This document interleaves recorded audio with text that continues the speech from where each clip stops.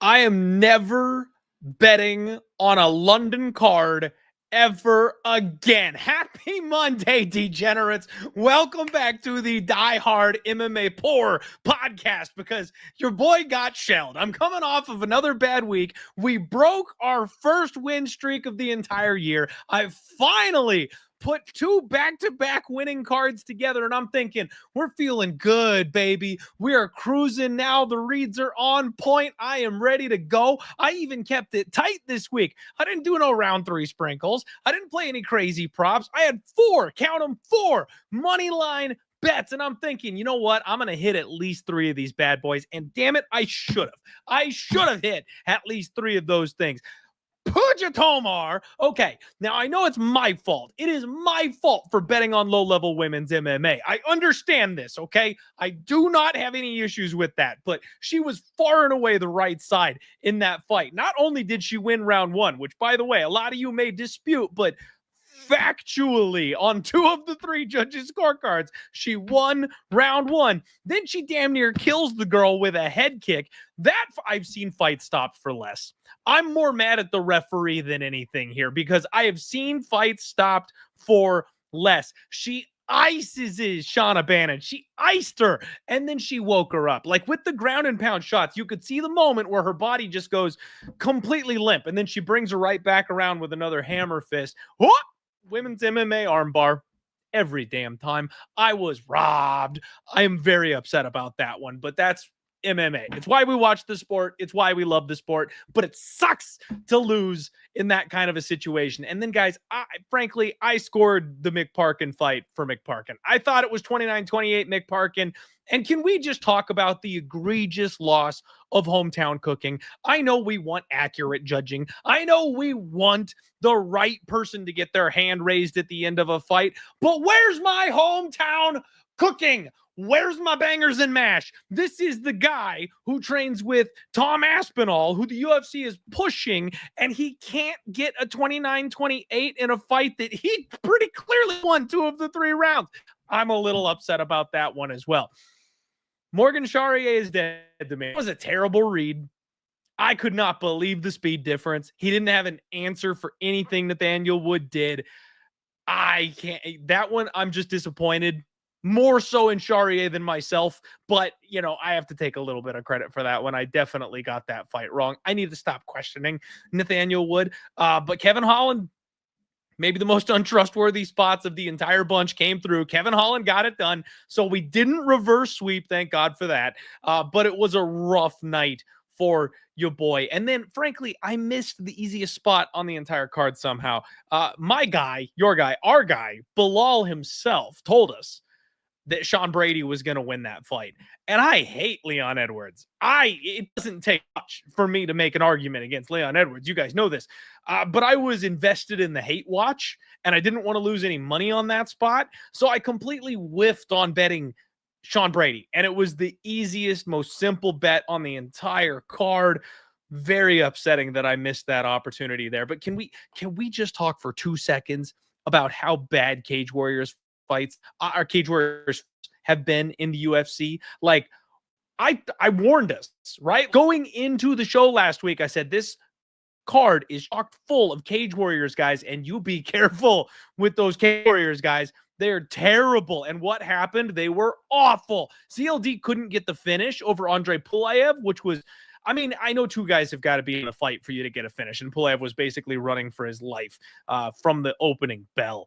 But then you've got McParkin that drops the ball. You've got, I'm happy Taco Padilla came through, but like Jordan Vucenic, I was this close to betting Chris Duncan, you guys. Jordan Vucinic is not what he was marketed to be. Now, it looks like maybe he belongs at 145, and he's just too soft at 155 pounds because there was a clear strength disadvantage, and Chris Duncan was bullying his ass around the cage. But the IQ, the fight IQ, like that was the biggest problem. Chris Duncan is open mouth breathing, had a tough weight cut. We all saw it on Friday. He's huffing and puffing. He's gassing. He can't do anything out there, but he's dominated Vucinic for a round just by being big and strong. And then Vucinic starts flowing in round 2. He starts piecing this guy up. And I'm like, okay, like maybe we jump in live here on Vucinic. And what does he do? He shoots a takedown from halfway across the cage. Like, you freaking idiot. Him and freaking Leon Edwards, man. They're two birds of a feather. Leon shooting for his life in round 4, right after he finally started having some success on the feet. What a bum. Welcome back to the show, everybody. We've already got 168 live viewers in here for UFC Mexico City. Now we're talking. We got my guy Art C in the house, and you got it, Art. Really, you're gonna rub it in on me with the 18-1 sub prop. Congratulations on hitting the 18-1 sub prop. I was on the other side of that one. That hurt, Art. Painful. Couldn't you have hit the Jan sub and then we both could have been happy? I'd congratulate you on the Jan sub and then I'll cash the Puja Tomar money line. But no, it's got to be the Bannon sub prop. Congrats. Jerk. I'm kidding. We love Art here. He's a guest of the show. Ethan Hershey, what's going on? We got Vino Drip in the house, playing for real. Kobe Saul, my guy Dream. We've got Dylan, Louis Mac Jr., Dixon, Cider, Air Dog in the house. Cameron Junkin, Adolfo Martinez, Aussie Fight Fan, Glenn Bot 5,000, not to be confused with Glenbot 4,000, of course. Welcome everybody into the show. Thank you all so much for being here on this Monday night. Hit the like button, get subscribed if you haven't already. And boy, do I have a guest for you. It has been way too long since we've hung out with this week's guest. We have none other than my guy Keith from Sure Dog MMA to break down this awesome card. Keith, how you doing? Hola, Mexico. Let's do it, my man. It. I because we're going to Mexico, that restraining order we have against each other doesn't count, so we can talk to each other. So international waters and all that. Yeah. How you doing, my man? I'm super excited.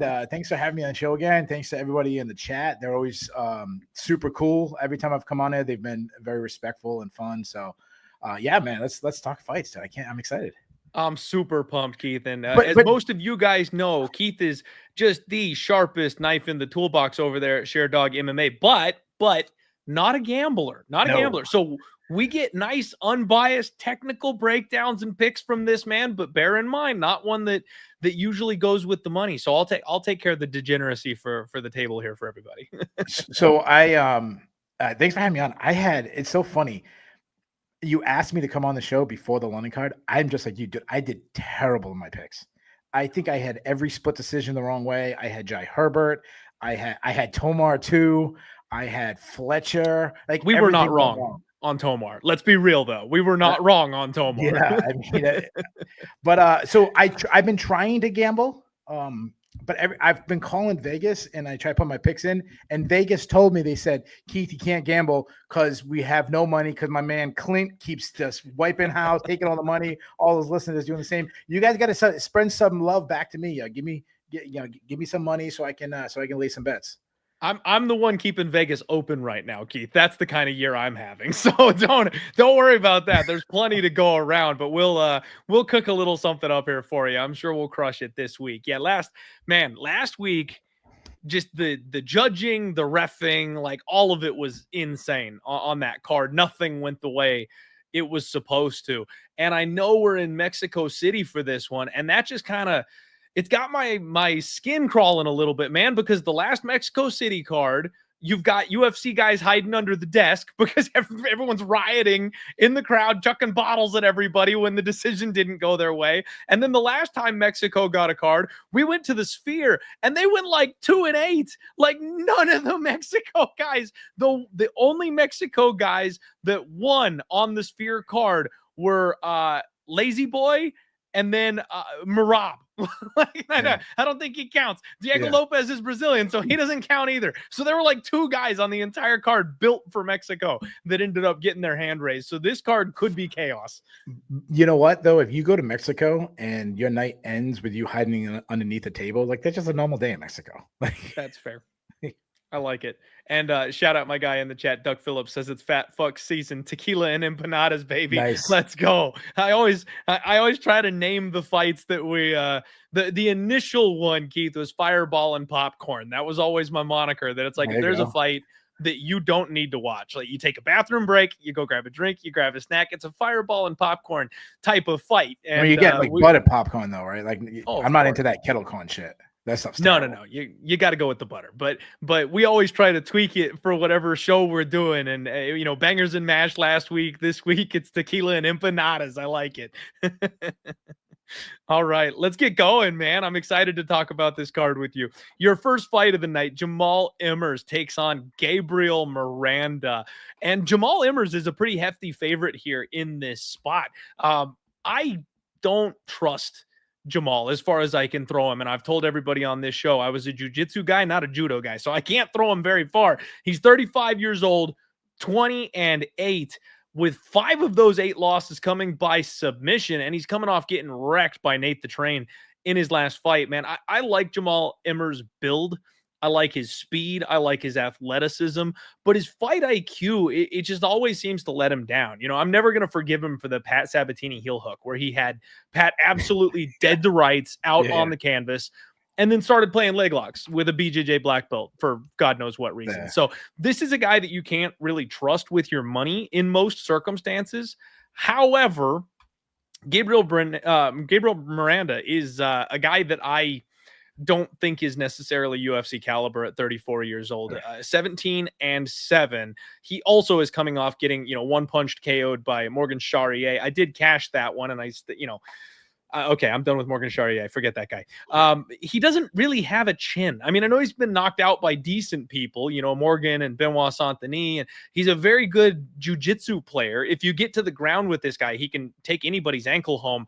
But he's a bad wrestler. And that's that, you need the wrestling to get it from the feet to the ground where you're good at fighting. And I just don't think he's going to be able to out wrestle a guy in this spot like Jamall Emmers. So I also really don't like the cardio of Gabriel Miranda. He tends to kind of slow down and gas out. And we're in elevation, Mexico City. So we got to watch very closely. Some of these fighters are going to gas out and it's going to be bad.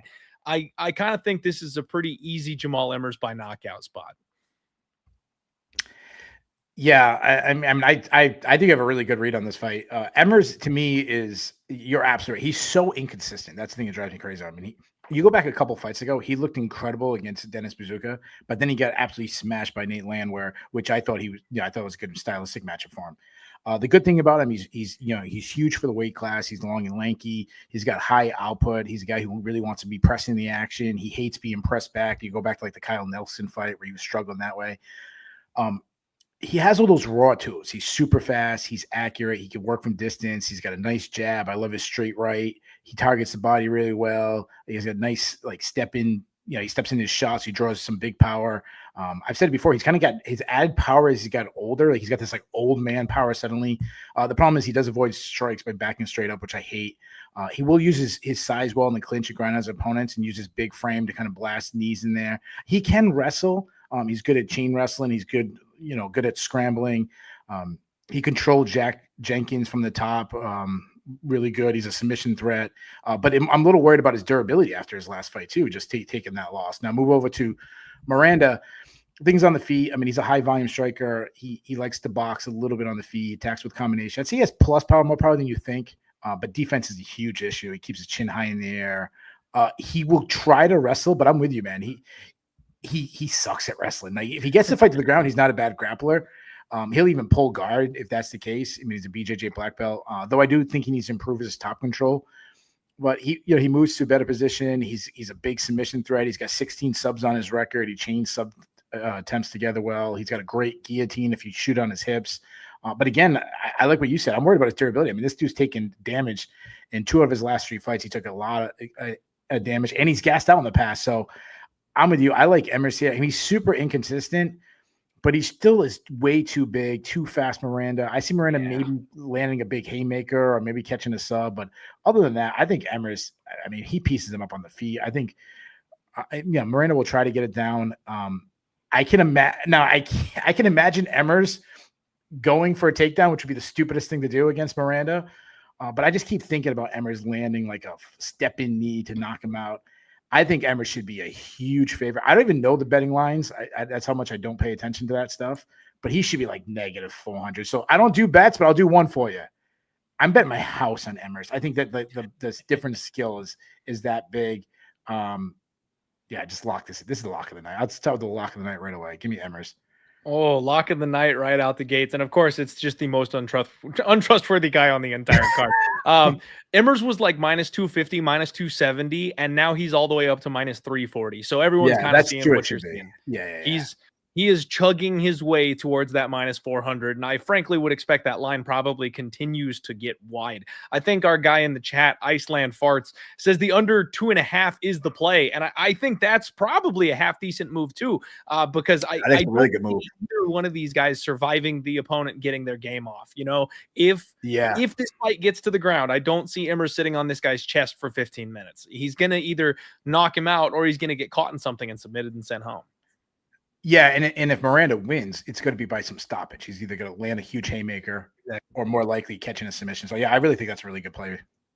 Yeah, under 2.5 violence makes sense to me. I like the favorite side of things, and I know it's just, guys, it's breaking the cardinal rule to put a parlay with Jamall Emmers together, but I might have to this week. I might have to this week.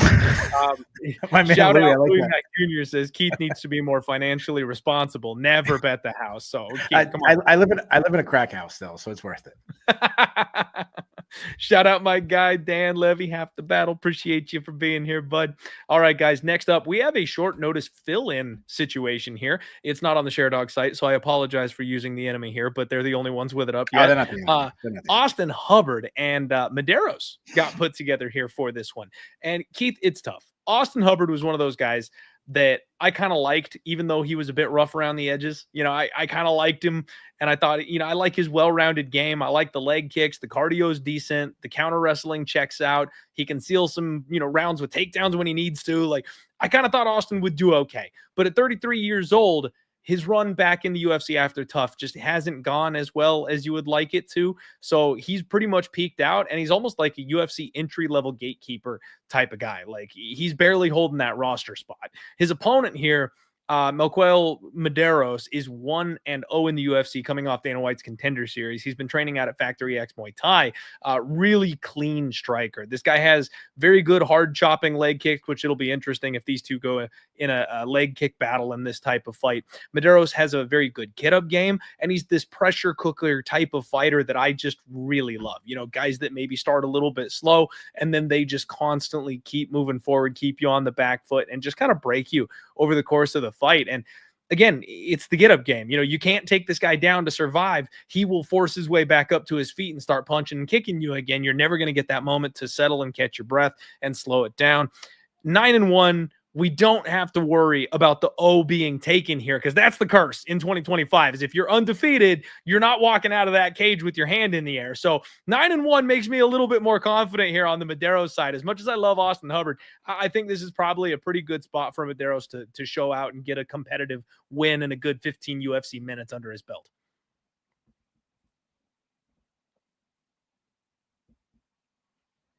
Sorry about that. Yeah, I mean, this is a short notice fight. We kind of feel like we know what we have with Hubbard. He's a really big guy for the weight class, but he's a terrible athlete. He tries to make up for pressure, and if anybody's ever heard me break down fights, I think the number one tool in MMA is pressure. I truly believe that. If you're a poor athlete, you just got to pressure, but you got to walk through that fire. And he's an okay boxer. He throws some nice tight combinations, though he'll really load up sometimes. He has more power than I think he gets credit with, but again, he's got this is gonna be a lot of big on this card. I'm gonna sound like a broken record. A lot of defensive issues. He keeps his chin high. He drops his hands. He pulls his head straight back on the center line. Solid kicking game. I like his step-in knees. I go back to when he went against Mark Madsen. He hurt him with some step-in knees. He works the calves well. He's heavy on his front foot, which makes him open to leg kicks himself. he tries to get the fight to the ground with his wrestling, but his wrestling is so like inconsistent. I go back to like the Aaron McKenzie fight. His wrestling looked really good, but then he struggled against Alex Hernandez to take him down. Good get up game if he's taken down. Again, Mark Madsen kind of took him down, struggled to keep him there. If he's on top, good ground and pound. He beat up Aaron McKenzie and tough with it. But sub defense has been an issue. I mean, he was easily subbed by Kurt Halabaugh. Move on to Mederos. Some things I like about him. He fights out of both stances, constantly switching, kind of getting his opponents guessing. He's a counter striker. He sets up his shots really well, but drawing out his tact with feints. He's really good at fading away from shots and countering. He's got this big feedback game. Quick hands. He's accurate. I love that he targets the body. He's got nice power. He's got 6 TKOs. He throws hard kicks. I like his stepping knees. He doesn't offensive wrestle much, and his defensive wrestling is really bad. But to his credit, he's done really well to get back up. I've been looking at your listeners, and I like that a lot of them are calling split decision. I kind of feel that way. I think this is really close. I flip-flopped. Hubbard is more crafty than talented, but I'm not really high on either. I'm going to lean with a slightly younger fighter. I think we get some back and forth. I have zero confidence in my pick. I don't know. I'm assuming you can bet split decision. Give me Mederos by split decision. Yeah, you can. And usually when those numbers come out, the split decisions are right around like 3-1 or something. Without picking a winner, you can get 3-1 on a fight to be a split decision. And then if you do pick the side, it depends on the original line here. So you've got Mederos as the favorite. He's closing in on like 2-1 as the favorite, -1. I think it should be closer. I think it should be closer than that. Yeah. Okay. Fair enough. Yeah, man. I don't trust any of these kids coming off Dana White's Contender Series. I don't trust anybody coming from Road to UFC. I don't trust anybody coming from Cage Warriors. So yeah, I couldn't argue with you saying this line should be a little bit closer. However, I will pick, I will pick Mederos. I think at the end of the day, he's probably the one that gets his hand raised. So we're so far the same. So far. But, to be fair, both these guys have been over 2-1 favorites. So on that note, though, you guys, did you know in the last 2 UFC events, 13 underdogs have come through? 2 events. We've had 13 betting underdogs get their hand raised. Thank God underdogs are back. I'm so happy because that's what I target. I target underdogs that have value.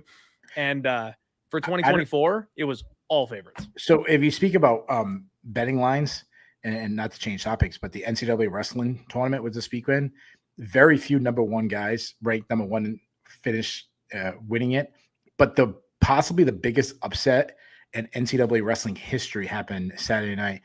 And I think Gable Stevenson was a 13-1 favorite, and he ended up losing. So yeah, play the dogs, man. Something's in the air right now. I saw you guys melting down online about that upset. Bro, I was going crazy. People don't understand. I mean, amateur wrestling, especially like folk style wrestling and MMA, are neck and neck my favorite spots. And that's like the Super Bowl of folk style wrestling. That's the biggest event of the year. So I got you. Crazy to have that big of a favorite in that kind of a spot. It ended it so crazy. So bet the dogs. Love it. And then on that note, the Outcast Kid here in the chat says, no knockouts last card. Definitely leaning heavy on this card. And I kind of agree, especially considering we're in elevation at Mexico City. I think the gas tanks are going to play a factor. I think we probably see a lot of violence on this card as well, especially not that they're related at all, right? But like last week, we got a lot of decisions. You got to think variance kind of trends the other way, especially now that we're not using those crappy new gloves. I think we probably see some finishes this card too, but we'll get into that. Next up, we've got my man, Christian Rodriguez, C-Rod Fight Week, baby. Get hyped up. He's taking on Melquizael, Costa, and I chickened out. Keith, I chickened out. I am so frustrated with myself. I called the Costa upset over Andre Fili in his last fight, and I even talked about him snatching a submission. However, that's not at all how I saw that fight playing out. Like he was running for his life. He was staying long. He was kicking and poking and John Jonesing the front knee of Andre Fili. Like it was not the fight that I envisioned in my head. And then when Fili hit the takedown, frankly, first and foremost, that thing came easy. And then secondly, he like volunteered to stick his head in that guillotine choke. He was nowhere near a submission. He let Costa fish for it, and blue belt level guys know how to avoid that. I don't know how Costa got enough of a grip to actually sink that choke in. I will give the kid credit for his BJJ chops and his squeeze. I pointed out that that's where he could be dangerous in this spot, but I feel like that was more of Andre Fili sucking than it was Melquizael Costa doing some amazing job to get that choke. Because, like I said, blue belts, you're not doing that to a blue belt. I don't know what Fili was thinking in that moment. Now, my man Christian Rodríguez, the O-taker himself, the prospect killer, the UFC maybe has finally figured out that they might have something in this kid. He's 12-2. He's just 27 years old. Now, he is sticking around at 145 pounds, and I do worry just a little bit about him at this weight class because he will be just a tad bit undersized. The last time he fought a gigantic monster in this weight class was Julian Erosa, and he got submitted in that spot. So the physicality, the size, that's all a bit of a problem for me. However, kid's got a motor on him. C-Rod doesn't stop. He just keeps coming forward. He is one of those pressure fighters like we talked about. He is very difficult to take down. And when you do get him down, he's got a nasty little guillotine on him himself. He almost had JSP out in his short notice UFC debut when he locked that thing up. I'm just waiting for him to get some of these finishes, but he's been taking on like the who's who of UFC hype prospects, like Austin Bashi, Isaac Dulgarian, Cameron Saimon, Raul Rosas Jr. Like the UFC has been trying their damnedest to use C-Rod as a stepping stone, and finally woke up and went, oh, he's okay. So he's actually good though. He's still buried on the prelims though. And he's still buried on the prelims, but I think that's because he keeps going to decision. Frankly, this is a breath of fresh air, Keith. He's getting a guy who's not going to shoot 57 takedowns on him in a 15-minute fight. Costa is going to want to kick with this guy. And I think the pressure boxing of C-Rod is going to be very effective in that striking battle. We're at elevation. I've got serious question marks about Melky Costa's cardio. It looked better in his last couple of fights, but I still can't get the Thiago Moises fight out of my head. I know that was on short notice, so I'm being a little harsh about that, but the way he gave up after getting taken down a couple times, I can't get that thought out of my head. And C-Rod does a good job of mixing in his wrestling as well. I think he can pressure cook this kid. C-Rod is my ride or die. He's my heart overhead. So I'm hoping that you can back me up here that this is the right side. I like Christian Rodríguez this week. I think this might be my favorite fight in the entire card.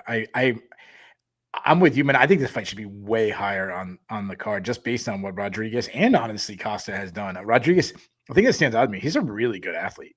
You talk about his boxing, good boxing, high volume. He's this pressure counter striker. That's why he hated the pressure from Julian Erosa. But Erosa is such a tricky out for anybody. He also struggled with the range of Erosa, which is something that concerns me in this fight. But when he's on he finds his own range. He's slipping and ripping really good. He has that kind of high guard defense. He works behind a good crisp jab. He has nice power. I mean, he was landing that overhand right against Stephen Pierce. He hurt him a couple times with that. Good step in elbows, which I love. I like that he works the body well. You talked about his offensive wrestling really good. Not the best defensive wrestler. So we might disagree slightly on that, but what he is good at is he's very hard to hold down. Like he pops right back up. Like perfect example is like he was going against a good wrestler in Dulgarian, and Dulgarian take him down. He popped right back up. He was doing like Granby rolls to escape, which I really love. He's good at winning scrambles. He's got 4 subs on his own. He's got that beautiful guillotine that guys in the chat keep talking about. He's got a good anaconda choke. He caught Joshua Weems in it. So he's got 4 submissions. He was subbed by Julian Erosa, but again, Julian Erosa is such a tricky out for anybody. Kind of always overlooked. He's shown like good submission defense in other fights, so I feel a little bit better about that. Cardio has been a little bit of an issue in the past for him, but I mean his cardio looked great against Austin Bashi. Move over to Costa, southpaw, but he does a lot of stuff on his feet where he's constantly switching. I think he's a good striker himself. He's got a nice jab. He follows up with a lot of combinations. I see he's got stinging power. He'll throw out some spinning attacks, kind of get his people guessing. Really good kicking game against Austin Lingo. Throws a lot of kicks. He doesn't really set him up, so he is open for counters, but nice body kicks from the orthodox stance. I like his teep kicks. Again, he crushed Austin Lingo with body kicks. Good step-in knees. That's something he should use against Rodríguez. I think he's an underrated offensive wrestler. He's a weaker defensive wrestler, but if he's up on top, he's got good ground and pound. I think he's a really good grappler, good back takes. He has a submission threat, super slick off his back. Like he subbed Nuran Bekov. He did catch Feely, I agree with what you said. He was submitted by Thiago Moises, but that was Moises' kind of his game. And I think it's a little bit more of an outlier. I am worried about his chin, though. He got knocked out by Steve Garcia. So I like both these guys a lot, man. I don't know. I'm sorry if I missed what you said the betting line was. I really flip-flopped on this one. I specifically didn't quote the betting line because I want to hear your thoughts before you do. Okay. I'm super torn. I hate picking against Rodríguez. This dude has burned me in the past. But I think we're gonna disagree. I'm gonna go the other way again. I'm gonna go. I'm assuming Costa is probably a fairly decent underdog. Just those kicks, keeping the distance, his sub game off his back. I'm no confident in my pick, but I might upset the listeners. I'm gonna go the opposite. I'm gonna go Costa. I'm gonna say it's a really close. I'll say he wins a split decision. Okay. All right. Close fight. Now that's upsetting. Christian Rodríguez is about a -160 favorite right now, plus 135 or so on Melquizael Costa. So it's a competitive line. It's not blown out. That's right. C-Rod slight favorite. I think that the pressure, the offense, the wrestling, the cardio, I think those check boxes with C-Rod, as long as I don't get Puja Tomard, like as long as he doesn't stick his neck into a guillotine again, I think he'll just kind of outwork this guy on the feet, keep backing him up, and end up getting the judge's decision that way. Costa's tricky though because he got those wicked long arms, so he can kind of lock those in from further distance. Other people see coming. Like if Rodríguez shoots on him, he better set it up, bro. He better not just absolutely. I warned him, Keith. I warned him. For anybody not knowing that's my boy C-Rad rocking the Die Hard MMA podcast hat right there. Nice, for Julian dude. You know what? I hit him up and I was like, "Watch the guillotine, buddy." I was like, "That's all I gotta say. Just watch the guillotine." I didn't know he had that kind of fashion.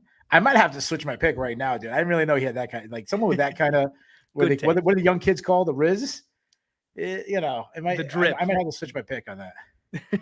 It's all about the drip. You gotta rock the Die Hard merch, baby. Let's go. Friend of the show, C-Rod. Hopefully he gets the dub for us here this weekend. And this line's moving, man. I think I might need to jump in on this thing if I'm gonna play it sooner than later, because money came in on Costa. C-Rod was down around the -140 range, and I'm seeing it starting to trend back the other direction. So if you're gonna bet the C-Rod side, similarly to what we said about McParkin last week, you guys may or may not determine, who wins the fight, right? But if you want to be betting the correct number, you probably want to jump in sooner than later, because it does look like C-Rod is getting the love with the books, and they're moving not aggressively, but they're slowly moving it his way. So all aboard Team C-Rod from me. Next fight on the board, we've got C-Rod's son, Raul Rosas Jr., taking on Vince Morales. And I hate what they're doing to Vince, Keith. This is so upsetting to me. I hate this so much. My guy Vince Morales gets beaten out of the UFC. He's too good to be on the regionals. And then they give him an opportunity to come back. And I'm thinking, let's go. Like, especially as a gambler, I'm like, we are going to win money betting Vince Morales, because everyone thinks he's a bum. Everyone thinks he's a bum, and he's going to come back and he's going to do the damn thing. And I can't wait. But what do they do? Poor Vince Morales. They just give him a murderer's row. Taylor Lapilus, Elijah Smith, which, by the way, he almost choked out in the third round. And then as soon as he had that fight, like, he hadn't even dried the sweat off of his body after the Elijah Smith fight. And they're like, oh, hey, why don't we fly you out to Mexico? You can fight Raul Rosas Jr. in a couple of weeks. And of course, Vince is a warrior. So what does he do? Yeah, no problem, boss. I'll take it. No problem. Raul Rosas Jr. is a monster. Keith, I'm a big believer in man muscles. Like, these young kids, some of them just aren't ready physically, right? Yeah. Like, you can be the best grappler ever. You can be a great technical wrestler. That's great that you've got cardio for days because you're 20-something years old, asshole. But you need your man muscles to be able to compete with some of these guys in MMA. Raul Rosas Jr.'s got his man muscles early. That dude is absolutely yoked. Like, he has no problem bullying full-ass grown men around the cage for 15 minutes. Zero problems. The UFC is doing a real good job of leading this kid along, giving him time to develop and improve.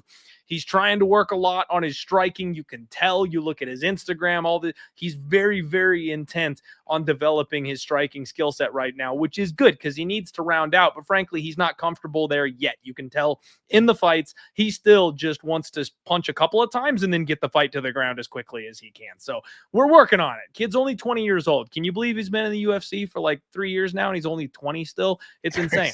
But this is a spot where he is a favorite over Vince Morales, and I love Vince Morales, but the UFC is very well known for putting guys in the worst position possible, and that's what they've done to my poor guy here, Vince. He just had a 15-minute war with an up-and-comer. Like, I don't know if he's completely recovered or healed from that fight, and he's already back in camp at elevation to take on this next challenge. They are stacking the deck to make sure Raul Rosas Jr. has a decent advantage here, and Vince Morales doesn't have the greatest takedown defense. His submission game has come a long way, so he's not a fish off his back. He's very dangerous. We've seen some of the insane level of attacks he's got with his submission game recently, like at the end of that last fight. So if Raul messes up, he could be in danger, but this is an IQ test, man. Like, if he can get by Vince, it's go time. Like, he's really ready to compete at this level if he can get by Vince, and I can't bet against the kid. He's too damn good. He's too big.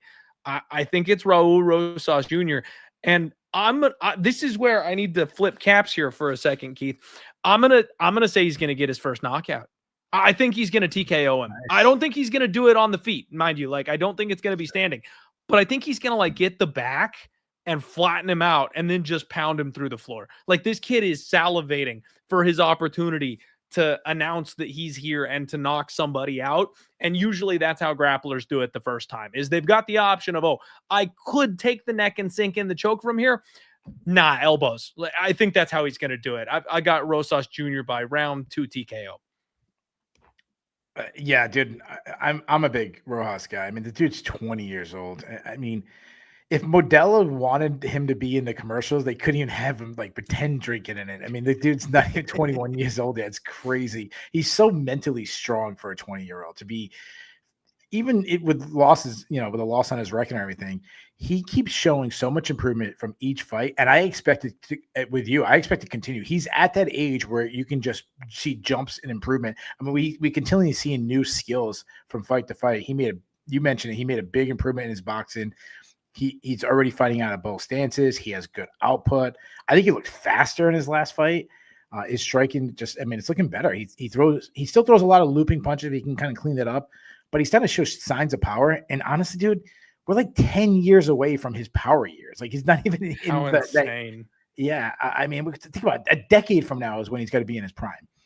He started kicking in his last fight, which is, probably the biggest added skill, in his last fight that we saw. He'll throw some flying attacks like Superman punches and knees to kind of close the distance. I say he's an okay wrestler, but I think he's also making improvements in his wrestling game. If he gets the fight to the ground, he has a very good top game. He moves, to a better position. He's a very good BJJ practitioner, great back takes, hard ground and pound. He is a submission artist. I mean, the guy already has 6 subs on his record. He already got 2 in the UFC. I mean, almost hit a Sula stretch. Like, he will chase submission and lose position, but that's something he can clean up. He also isn't that good of a defensive wrestler, and he slowed down in the past, so that's something I'm worried about. But cardio looked way better in his last fight. Again, now in Mexico, high elevation. We'll see how that goes. You move Morales, obviously a vet. He's that guy. Morales is he's that guy who's like, he's the baseball player on the JV team who's like cranking doubles and triples, but then when he goes into the like varsity team, he strikes out because like, oh, you're too good for JV, but you're like 12th guy on the team on the varsity. So I kind of like what he does. I mean, he's a counter striker. He's a slip and rip guy. He did struggle with the speed of Elijah Smith a little bit. And also for a guy who likes to slip, he doesn't do it that well. He's a very hittable guy. Offensive striking isn't too bad though. He's pretty accurate. I'd say he has plus power. Defensively, he doesn't check leg kicks, and that was a huge issue against Jonathan Martinez. Again, I mean, that's a loss that has aged really well. He looks to wrestle a lot. He's got some fast entries. He's good at winning some scrambles. He's a weak defensive wrestler though. He has 2 subs on his record, but submission defense has been an issue. He's been sub 3 times. I think Morales is a good like test for Rojas. I think he's a tricky fighter. I think he's got some tough skills, but I'm with you, man. I'm completely sold on Rojas. I expect him to continue to make improvements. Just think about like Chase Hooper when he first came at his age, how people were like shitting on him. Oh, he shouldn't be in the UFC. And then all of a sudden now you're like, damn, Chase Hooper's a pretty good UFC talent. Like, as they've aged, Rojas is like that, and he was already better than Hooper. I think he gets the fight to the ground. I'm gonna go the opposite. I don't think he gets the knockout. I think he's gonna catch the submission. I'm gonna say Rojas. Yeah, I'm gonna say look at that kid. Yeah, he's gonna. I'm gonna say Rojas by second round submission. Okay. Hey, we both got the round 2 though. Yeah, and then we'll be cashing and saying shoo wee wee. That was for my daughter's softball coach. He's a big Rojas Jr. guy. He always says that. Wee wee. So there you go. That's awesome. That's like I've got this guy that my cousin got me a Patty the Batty sweater. Okay. And I've got this guy when I go to my local like grocery store or whatever. Loves Patty the Batty. Knows nothing about fighting, but loves Patty, right? So he saw me in the shirt one time. Literally every time I go to the store now, I'm Patty the Batty. He points to me. He's like, "Hey, Patty the Batty!" He's like, "Really? Like that's I'm not Patty." As like a guy in my work, like 3 or 4 years ago, he goes, "Dude, I was watching the fights. Dude, I was watching this guy, man. His name was like Taporia. Dude, that guy looks so good. How good is that guy?" I mean, then I was like, "Hey, when next time Taporia's fight?" And this is like when he was like prelim fighter. I'm like, dude, this guy loving Ila Taporia. And all of a sudden he's like, I'm like, yeah, he's the champion, maybe the pound for pound best fighter in the world now. Some people just have that sense, man. Yeah, that's like good for you. He watches one fight and it's Ilya Taporia and he falls in love with the guy. Keith, my brother-in-law is that guy when it comes to gambling. Okay. He legitimately will hit me up once a quarter. We're talking every 2-3 months. He'll just get the itch. You know, he messages me and he's like, "What are we on tonight?" And I'm like, "Here's the spots I really like." And he's like, No. Send me the big stuff. Like he wants the round 3. He wants the submissions. He wants the 20-1 stuff. And it's crazy because every single time he does this, we hit. And It's like, it's once every 3 to 6 months. He'll just randomly be like, "All right, tonight's the night, hit me." And that's the night that we hit the crazy shit every single time. So shout out my brother-in-law, Connor. Text me more often, buddy. Text me more often. Yeah, the reason why it takes 6 months is he finally runs out of money. Then he's like, "All right, let me bet again." He runs out of his winning money. You know, you and I were making fun of the guys who watch golf, you know, before the show. That's him. He bets golf. So he'll just watch these guys, you know, hit the little ball around every once in a while, and then he gets a thirst for blood and wants to bet on some fights every 6 months. There you go. Nice. Good for him. I'm trying to convert him. Sister? Yeah, my wife's little sister. Oh, your wife's little sister. All right. Yeah. So he's a bit younger than me, but it's fun. I'm working on turning him into a degenerate. We'll get there. Nice. All right. Next up, guys, we got Rafa Garcia and Vince from Hell Pichel. I love me some Vince Pichel, Keith. I really do. You know, there's a lot of these fighters who are really like getting phased out and stuff like that, but some of these dudes are just marathon, man. I mean, look at Jan in last week's fights. Like, dude's 42 years old and still fighting closely with a young up-and-coming contender. Vince seems like that kind of guy to me. He's also 42 years old. He's definitely getting up there and at the low weight classes. That's not a great thing. You need your speed. You know, you need your quickness, and that's not a thing Vince has. But what he does has is a lunch pail. Like, Vince brings his lunch pail to the octagon every single time he goes in there. Dude is physical. He's strong. He is big. He is very talented when it comes to his jiu-jitsu. He keeps a decent pace up when it comes to his striking. He's very difficult to finish. He's very intelligent. He just went a hard 15 minutes with Ismail Bonfim in his last fight, and he didn't look like he was necessarily out of his depth in a lot of that fight. Same thing with the Marco Madsen fight. Like, he got out-wrestled by Mark freaking O'Madsen. So, like, there's not a whole lot of shame there. Vince definitely is a guy who the sport has passed, but he's not toast yet. Now, Rafa Garcia, 16-4, 30 years old. He's in his prime. This guy's a grappling monster. He just wants to come out and spam offense, get you to the ground, maul you. Ran into Grant Dawson, who can do that game plan just quite a bit better and is definitely a finisher. So that didn't really pan out for him. And he looked tiny in that fight. I'll be honest. Grant Dawson looked massive when the two of them got into the cage. There was a huge power difference between the two.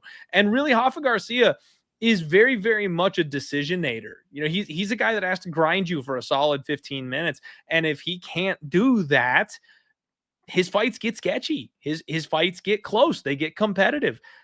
Keith, am I insane for thinking that old man Pichel has one last ride in him here? Because I don't see anything that Hoffa does that's just going to blow Vince out of the water and really separate. I feel like this is another split decision. I think this is going to be a close fight. Yeah. I mean, Vince Pichel, the problem with him is obviously, as you mentioned, is his age. And then he's also been so inactive. The guy's had tons of injuries. I mean, when he was out for 3 years, I interviewed him. It was like 2017, 18. He was out for 3 years. He got hurt he was working as a tow truck driver. And that's how he got hurt. Like he's also got like some bad luck on his side. He isn't a good athlete. He's very flat-footed.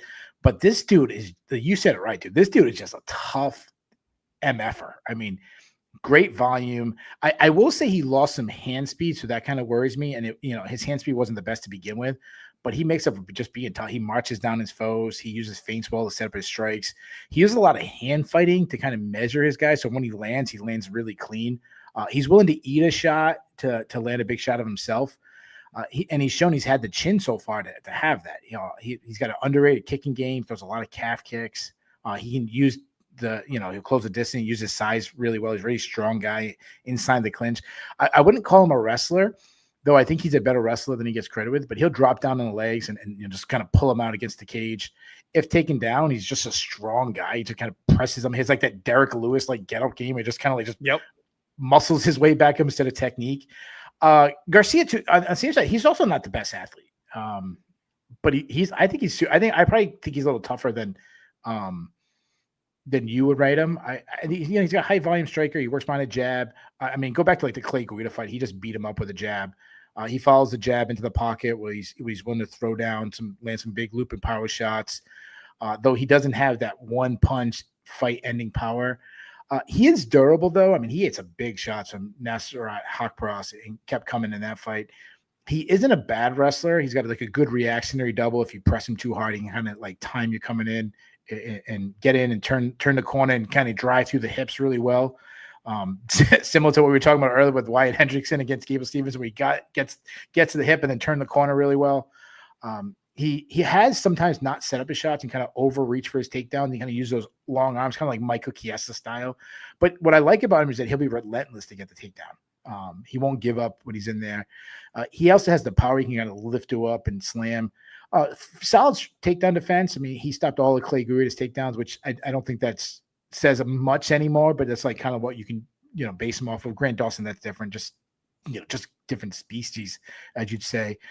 He could cut that nice submission against Jesse Ronson, and he showed some really improved cardio against Natan Levy. I'm with you, dude. I think Pichel's underrated. I think he's a gamer, but he's old, and Garcia's pace is really tough to match. So the thing that worries me about age is that a sudden decline can happen overnight if you just get a little bit. Like I always think, I mean, that's one example, but like Chuck Liddell's chin didn't fail him. It was just his reaction time slowed. So the punch that grazed him before now lands clean. And that's the thing I'm worried about Pichel. Now, I have no evidence to say that's going to happen to Pichel, but I'm just going by the track record of other people before that, saying that's what really worries me. I still think Garcia is better than him everywhere. I expect him to win the striking battle with the jab. Maybe he gets a takedown himself. Pichel's tough. I say it happens 15 minutes. Give me Garcia by decision. But I'm with you, man. I think the line should be very close. Okay. Well, the line is not very close. We have got a Rafa Garcia minus 485. We are closing in on 5-1 as Rafa Garcia the favorite here. I wish there was a way that you could bet a guy. I mean, you obviously know way more about betting than I would, but you could bet an underdog to do better than the line says, but not win. Does that make sense? Like someone be like you know how they have a point spread in like basketball? They just added that, Keith. Oh, They okay. just added that. However, it is exceptionally treacherous in MMA because the point spread is judges' scorecards. Sure. So you'll get a +3.5. And if it goes to decision and it's 29-28 across the board, you get an extra 3.5 judges, which means your guy lost the decision, but you will win that bet. But what we've seen recently is those rogue assholes that throw a 30-27 in there for no reason. You know what I'm talking about? Where there's always that one 30-27 card that you're like, you can't justify that. Like, you should lose your judge's license, but they call it anyway. That ruins those spread bets that you're talking about. So let me get this right. So like, if it just adds up the total, so like if 30-27 would be like 92, whatever the other score would be, and then you have to be within that range. Is that what you're saying? Correct. So like a 30-27, sounds a fun. 30-27 across the board is 90-81. So you're losing that by 9 points. So a +3.5 spread does you no good there. The +5.5 spread does you no good there. So you got to be careful, because if if your guy wins one round, that's what you're betting with that +3.5 is I'm going to win one round and not get 10-8'd. And the thing is, like, the thing that's tricky is in MMA, and I've said this before, you could have a 30-27 scorecard and still be a very close fight. Yes. And then you could have a 29-28 and say, well, that guy clearly won, even though it's 29-28. That's like Loner Kavanaugh last week. If you saw the pictures of him, would you guess he won that fight?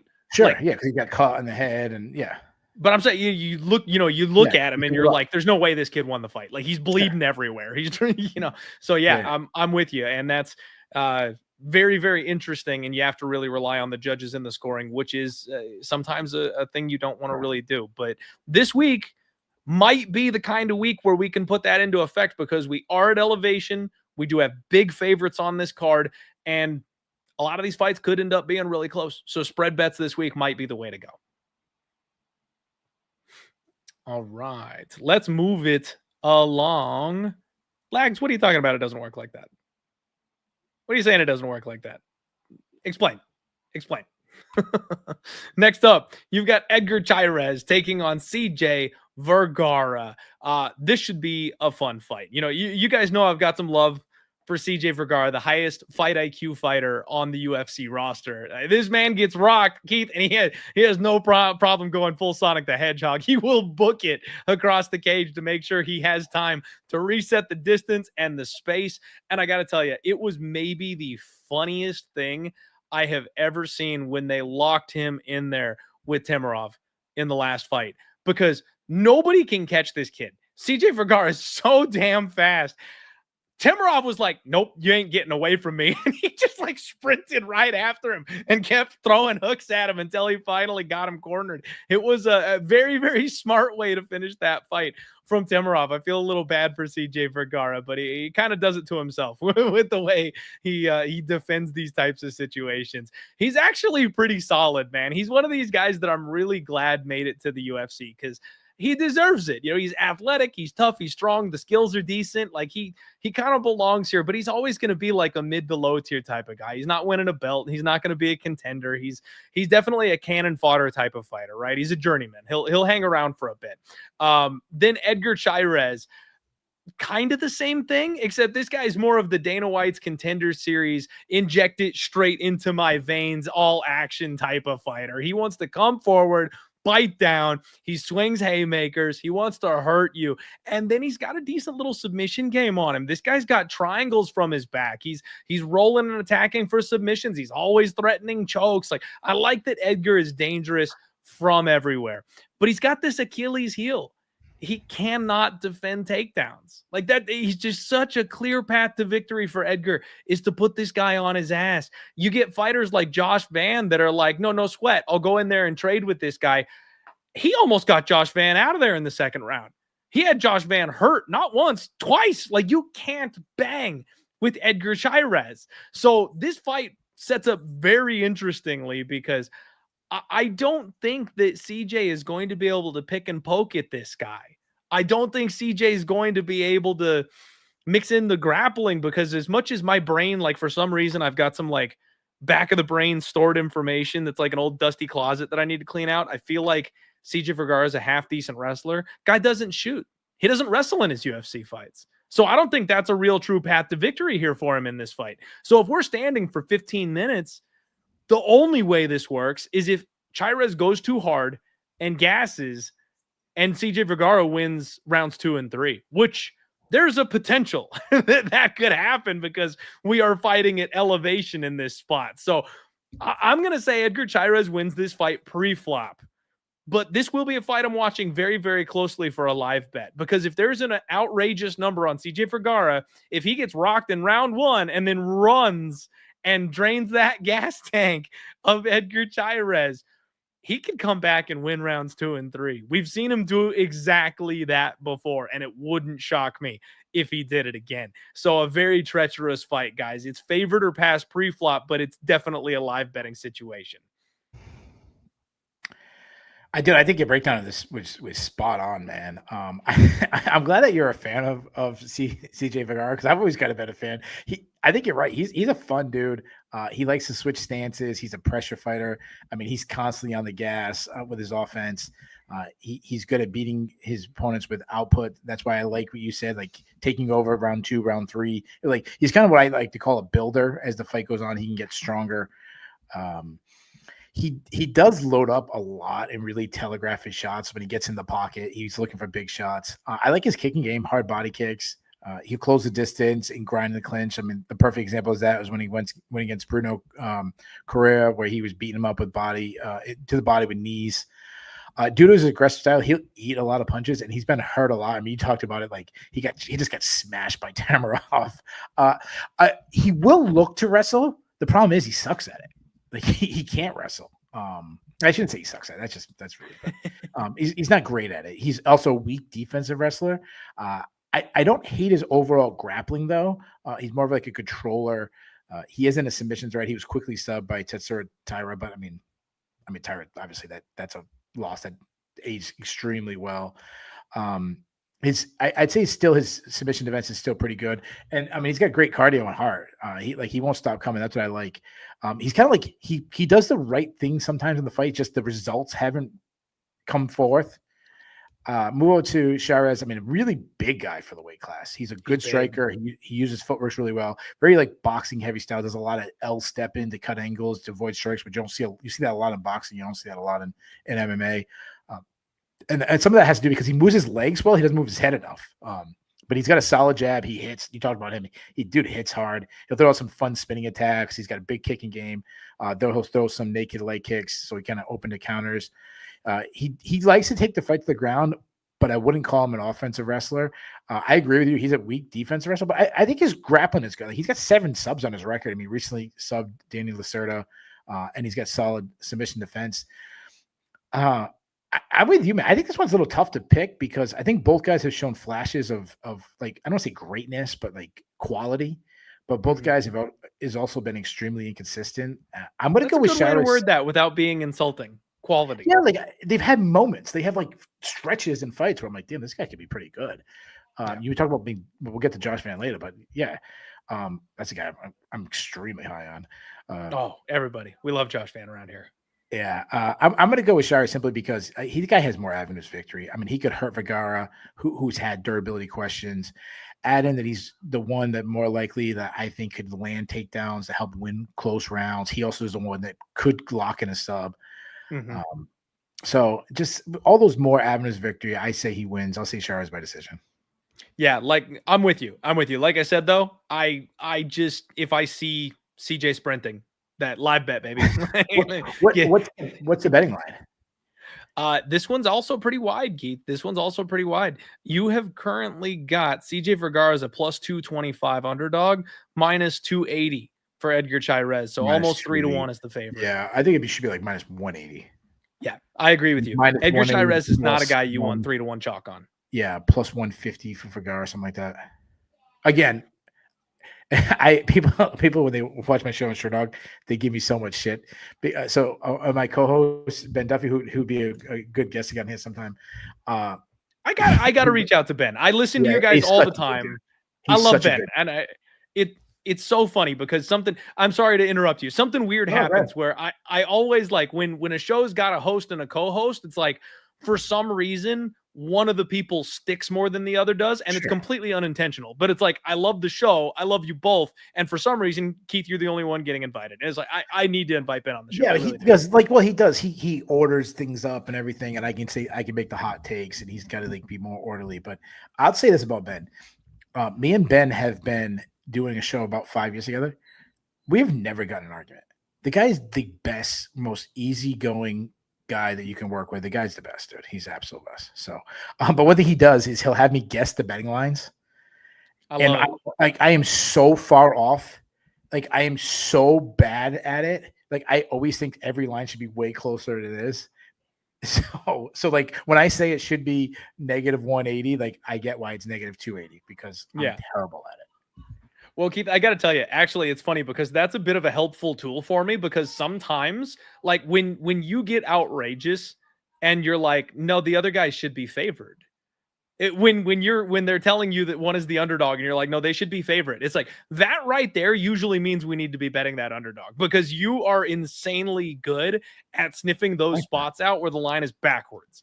The line may not be, accurate when you're trying to pick what the line should be or whatever. But when it's flipped, you're right more than you're wrong. So one thing that both we do, and when we're not betting, so I this is how I root for fights, and I know I'm very long-winded, so I apologize for making the show much longer than it normally is. It's the diehard MMA podcast. Yeah, these people aren't these going guys anywhere. are hardcore. There's no casuals in this chat. No. So one thing is, I don't care who wins. I really don't. I really care to what am I going to talk about the recap show that's going to be the most fun, because I'm not betting. But the one thing I do care is, somebody pointed this out probably about 2 years ago, that if me and Ben both take an upset pick together, we have a consensus under pick, that will hit. And our record is like extremely well at that. So that's like the one thing I root for, like that we can both hit the underdog upset pick. So I'm hoping me and you will have one together. I don't know if we had one yet, but I'm hoping we have a consensus underdog pick together. We don't have one yet. We'll get there. We've got consensus favorites, but that's not as good. We'll get there. Danny, my guy, we're going off the sharedog.com list. So if they're out of order, I apologize. That's what we're following here for the show. Dirty Reg saying Shillian and Duffy both very, very sharp. So you've got some good fans in here. And then we've got Outcast saying we need a 24-hour stream. Let's go. I did a 12-hour stream once. For did charity. You really? Yeah. Me and my man, Chicken Parm Dave Stewart, did a 12-hour one where we were giving. I don't money. know if I can handle that. People had to donate, and we were giving money to the Jimmy Fund, which is a hospital that helps children with cancer and stuff. So that's awesome. That was like, oh god, that was like, I gotta do it again. That was like 10 years ago, but. Great cause. That's a cool thing to do. I don't know if I'd have 12 hours on camera in me. I've done 8 before for like a fight card companion or something, but man, unless it was something like that where it was just like a really long UFC card, I'd wear down, man. That would be tough. Chicken Parm Beef Stew. No, it's Dave Stewart. What's his name? Dave Stewart. Gotta love it. All right, guys. Next fight up, we got David Martinez, and he's taking on Saimon Oliveira. This one, I'm having a real hard time wrapping my brain around, Keith. I'll be completely honest with you here. David Martinez is a UFC newcomer, okay? And I went back and I looked up what I could on his fights, and he's a combate guy. There's not a ton of information on him. It's his debut off Dana White's Contender Series. He is 26 years old. He is really fast. Like, this guy's got good footwork. He likes to skate around the outside of the cage and kind of walk you into stuff. And then he just moves and chops. He just chops the tree down. Like, that's all he wants to do, is just kick the shit out of your lead leg while you're following him around the cage. And then every once in a while, he'll explode with like a 1-2 and try to set these big explosive power shots up and walk you into them. The problem is, it's not like he's got devastating power. It's not like this guy is just crushing souls, on some of these regional fights. I know he's got 11 wins by KO, but like you look at some of his more recent ones, like the Xavier Franklin one on Dana White's Contender Series, the step up in competition, and all of a sudden it's a lot harder for him to just destroy these guys with those types of shots. I don't know that he's got the power that his pre-UFC record would suggest that he has. And then you go a couple fights deep, and Keith, I don't think this guy can grapple. Like, he gives up his back. He gives up the hooks really easily. he doesn't do the right things, and he just kind of explodes to get out from under these regional bums in combate that don't know what they're doing grappling. And that could be a problem because he's taking on Saimon Oliveira. This guy's 18-5, 33 years old, 0-2 off Dana White's Contender Series. So not looking good for him. And he won his Dana White's Contender Series fight by split. So just bad writing all over the wall here. We haven't seen him since UFC 283 back in 2023. So he's had 2 full years off, and that could be a problem. Obviously, I couldn't figure out what he was off for, so I don't know if you know, but I don't have any information on what's been keeping him sidelined this long. No issues jumping the gilly. Like, this guy loves his submission attacks. He kind of has a heavy-footed Muay Thai style and marches forward and then just bull rushes his way into double leg takedowns. He is not a good wrestler, Keith. I watched some of his training videos. Like, you go on his Instagram, and the guys he's like drilling with, I know you want to build the confidence of your training partners, right? But he just like barely touches this guy's legs and he falls over to his back so this guy can start working ground and pound. It's like, yeah, you kind of expect it's going to be that easy in the fight too, don't you? Because you see this guy just like bully into people, and when that first blast doesn't work, he's right back to his Muay Thai stance. Like, he expects you to just fall over for him to be able to go to work grappling, and it doesn't always come that easy.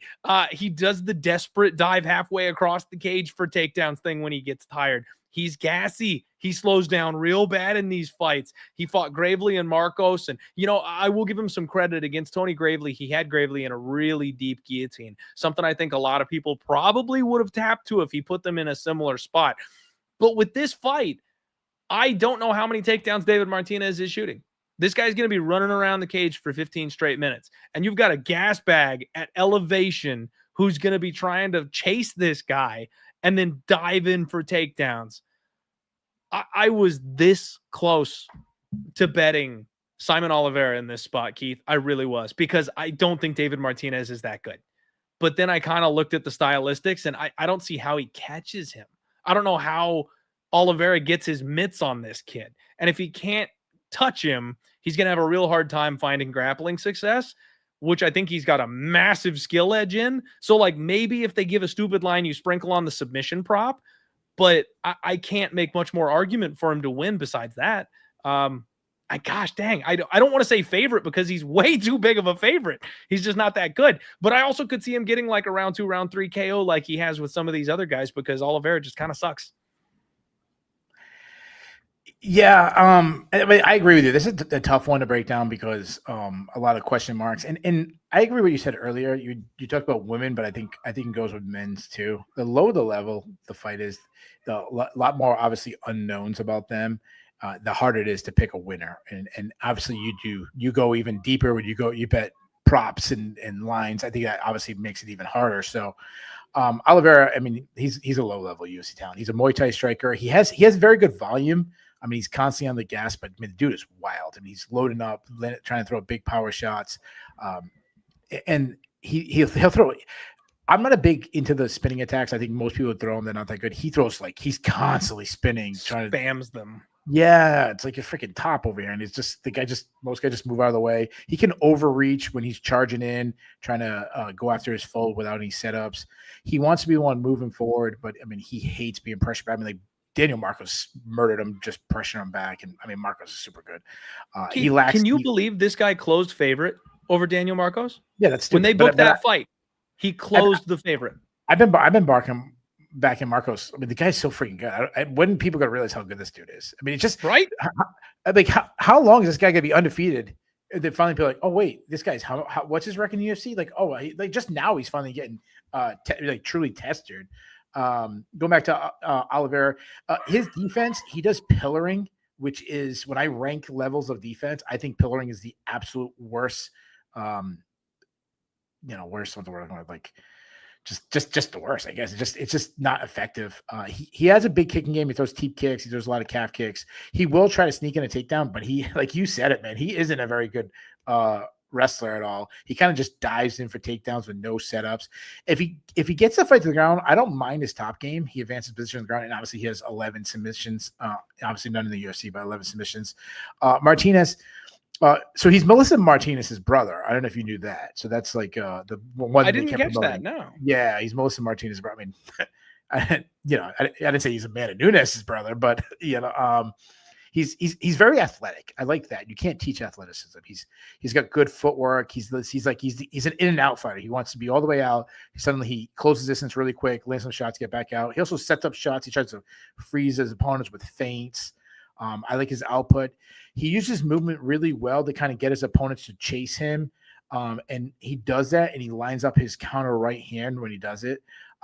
He's got a good right hand. He's got a nice lead left hook. You mentioned he has power, but again, against regional guys, he's got 9 TKOs. He'll throw some spinning attacks out too, but they're more strategic than Oliveira. He's got a big kick game. I like his switch kick. He likes a lead like hook kick, which is very like Taekwondo style, kind of like a question mark kick with it. I love his calf kicks. I mean, his last opponent, he was just strong with calf kicks. Not much of an offensive wrestler. His defensive wrestling, I agree with you. Like it's worrisome. But in his last fight, he did stop the takedowns. But it was his opponent was shooting so far away because he couldn't catch him because he kept moving. He has no subs on his record, and I like his cardio. So I think it's a fun fight because of the way Oliveira, like even though he loses, he'll be fun out there. I like Martinez. I don't know if I'm assuming the way you were talking about, he's gonna be a big favorite. I don't know if I would favor him that big, but he just has way more variety in his striking. He's way more technical. I expect him to be able to fight off some takedown attempts from Oliveira and then just batter him with a superior technique. I say watch out for those calf kicks. Give me Martinez. If he can keep it on the feet, it'll be a blowout. Again, that's a big if, and I'm kind of like hedging my bets there, but give me Martinez by decision.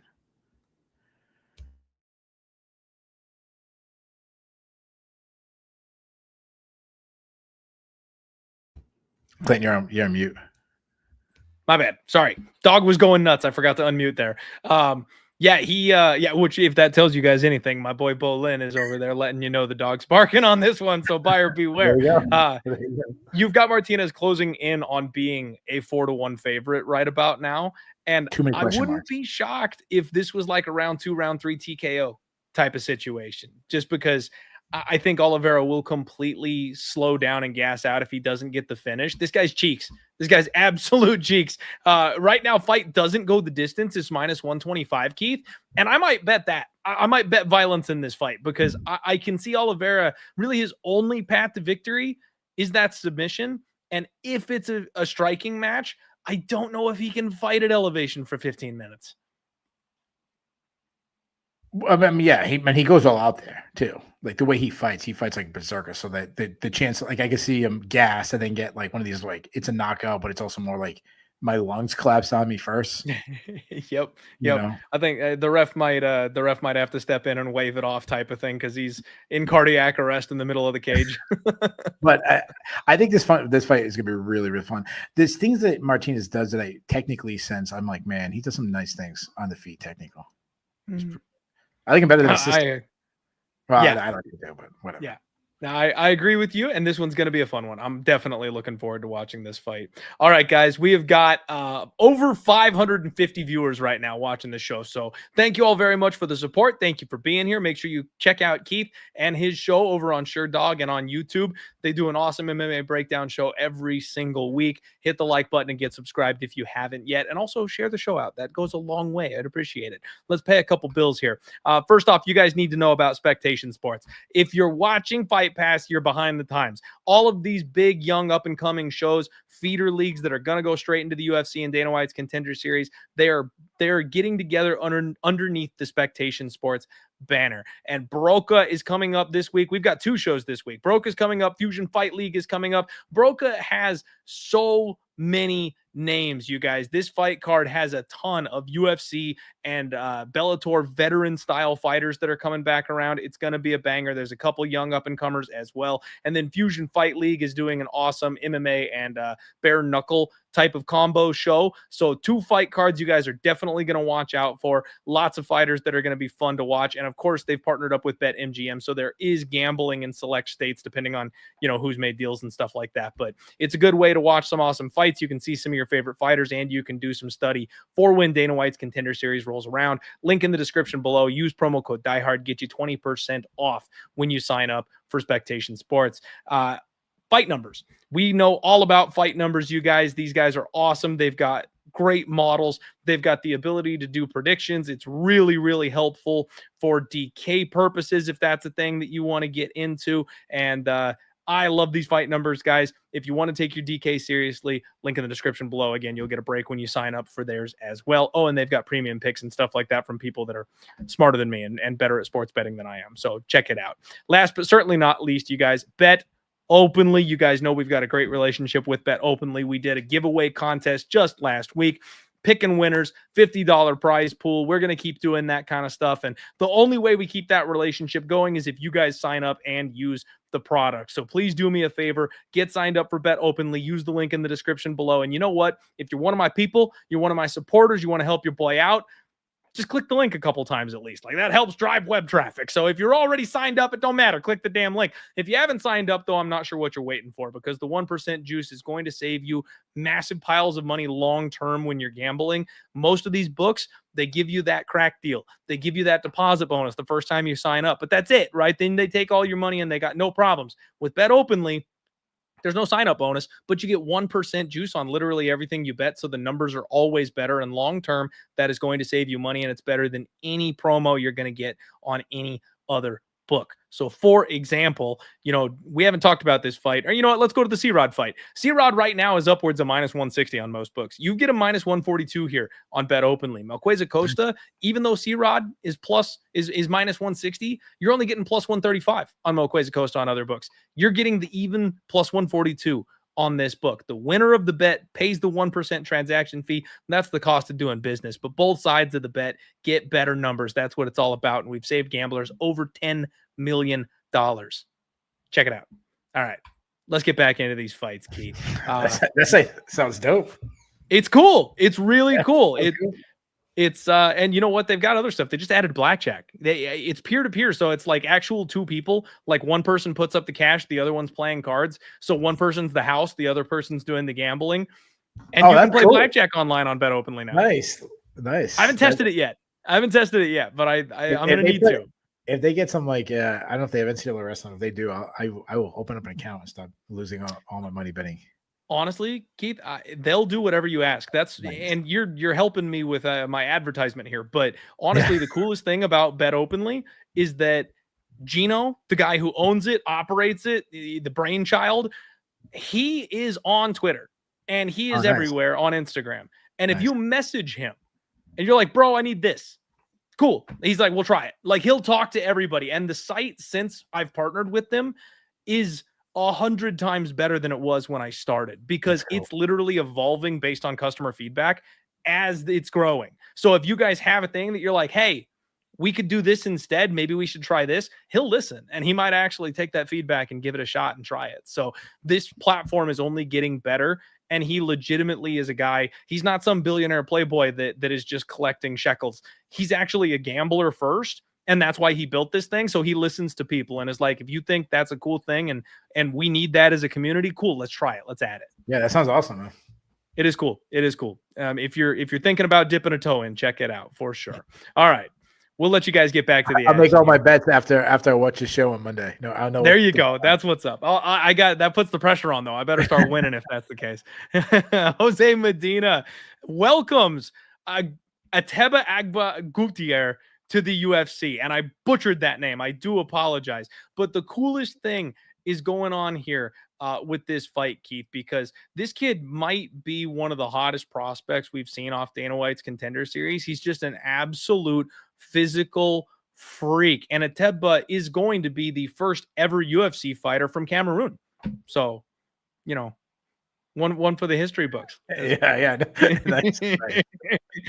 We'll see how many people in the chat get that one. A devastating power, Keith. This kid is so raw. Like, on his Dana White's Contender Series fight, they're like coaching him through the wrestling transitions in the fight. He has no idea how to grapple. They taught this kid how to sprawl and then said, go to the UFC, kid. That's all they did. He's a turtle off his back. He doesn't know how to work his way up. He's up against the cage and he's like pinned up against the fence. And his eyes are not on his opponent. He's not looking for shit to do. He's like, he's looking straight over at his coach because he's like, what do I do? He looks like every 7-year-old a kid who's just out of wrestling. They sprawl on the opponent. They're looking at the coach the whole time, and the coaches are doing it to each other in the corner. Yep. And Yeah. the kid starts doing. It's like, dude, call up Bo Nickel and say, hey, can I spend a week at your gym or something?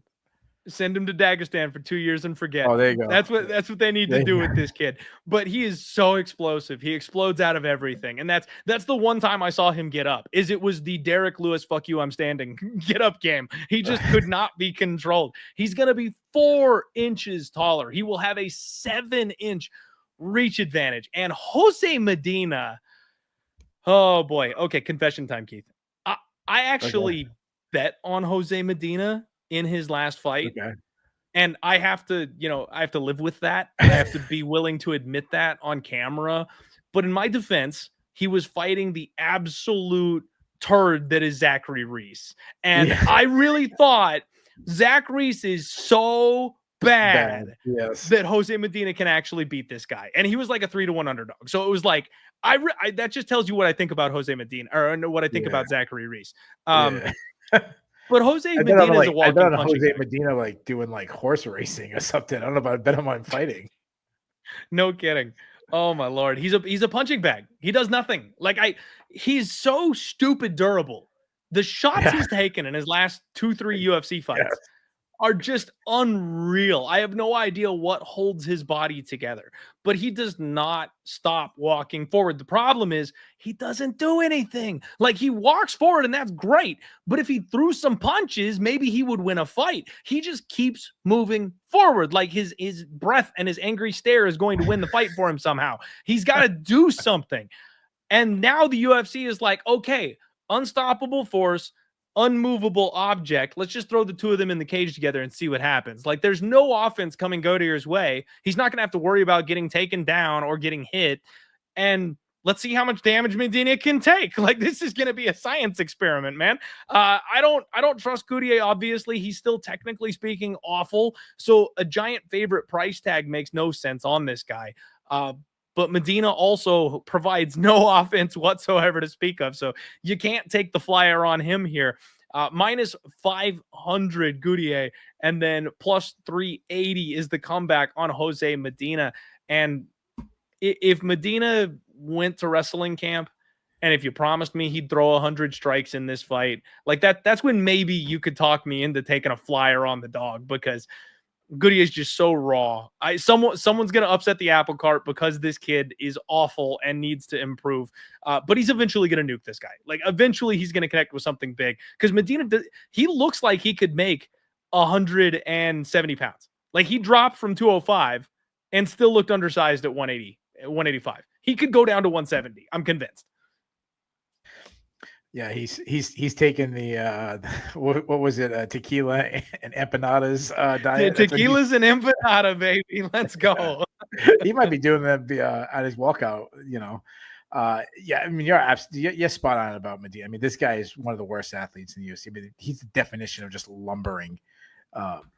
He is insanely tough. I'll give him that. The dude can take a beating. The problem is he's just not skilled. He lacks hand speed. He wants to fight in the pocket, but he's so slow that he's going to keep getting hit as his way in. Now, he can brawl, and if he lands, I'd say he has some like plus power. But again, he doesn't have this walk off, knock him out. I mean, anybody can catch a shot. I mean, generally speaking, if you're betting on it, you're not betting on him to catch a haymaker.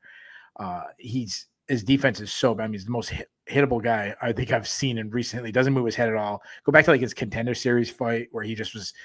His volume in that fight was much better, but like his legs were getting beat up. He'll close the distance and grind and clinch.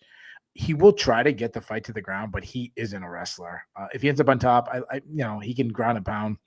His defensive wrestling is terrible. He struggles to get off the back. I mean, he has 2 submission wins, and he's got good cardio. He's not going to gas out because like he's like a speed walker out there trying to fight, just walking to the clinch as fast as he possibly can.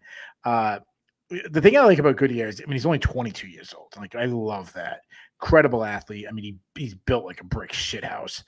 I mean, he's beating nothing but bumps on the regional scene. So his record, I just throw it right out the window. It doesn't mean anything to me. But Yeah. what I've seen, I mean, he's a good striker. He's got good footwork. I mean, I like his boxing. It's solid. He's got huge power. I like his stepping knees. He'll throw leg kicks. But they'll be naked, but they're hard. No offensive wrestling. He definitely needs to improve his takedown defense. He has no subs on his record. Needs to improve his get-up game. You go back to the Contender Series, he was taking down the round ending because he couldn't get off the bottom. But Medina's going to have to weather a very early storm from Gautier and try to tire him out and kind of add the volume, beat him with volume, beat him with takedown attempts, even not even getting him, just getting takedown attempts, maybe the altitude, all of that rolling together. The first fight in the UFC, the jitters, the big crowd, all of that. If you can add all that together, he has an avenue victory.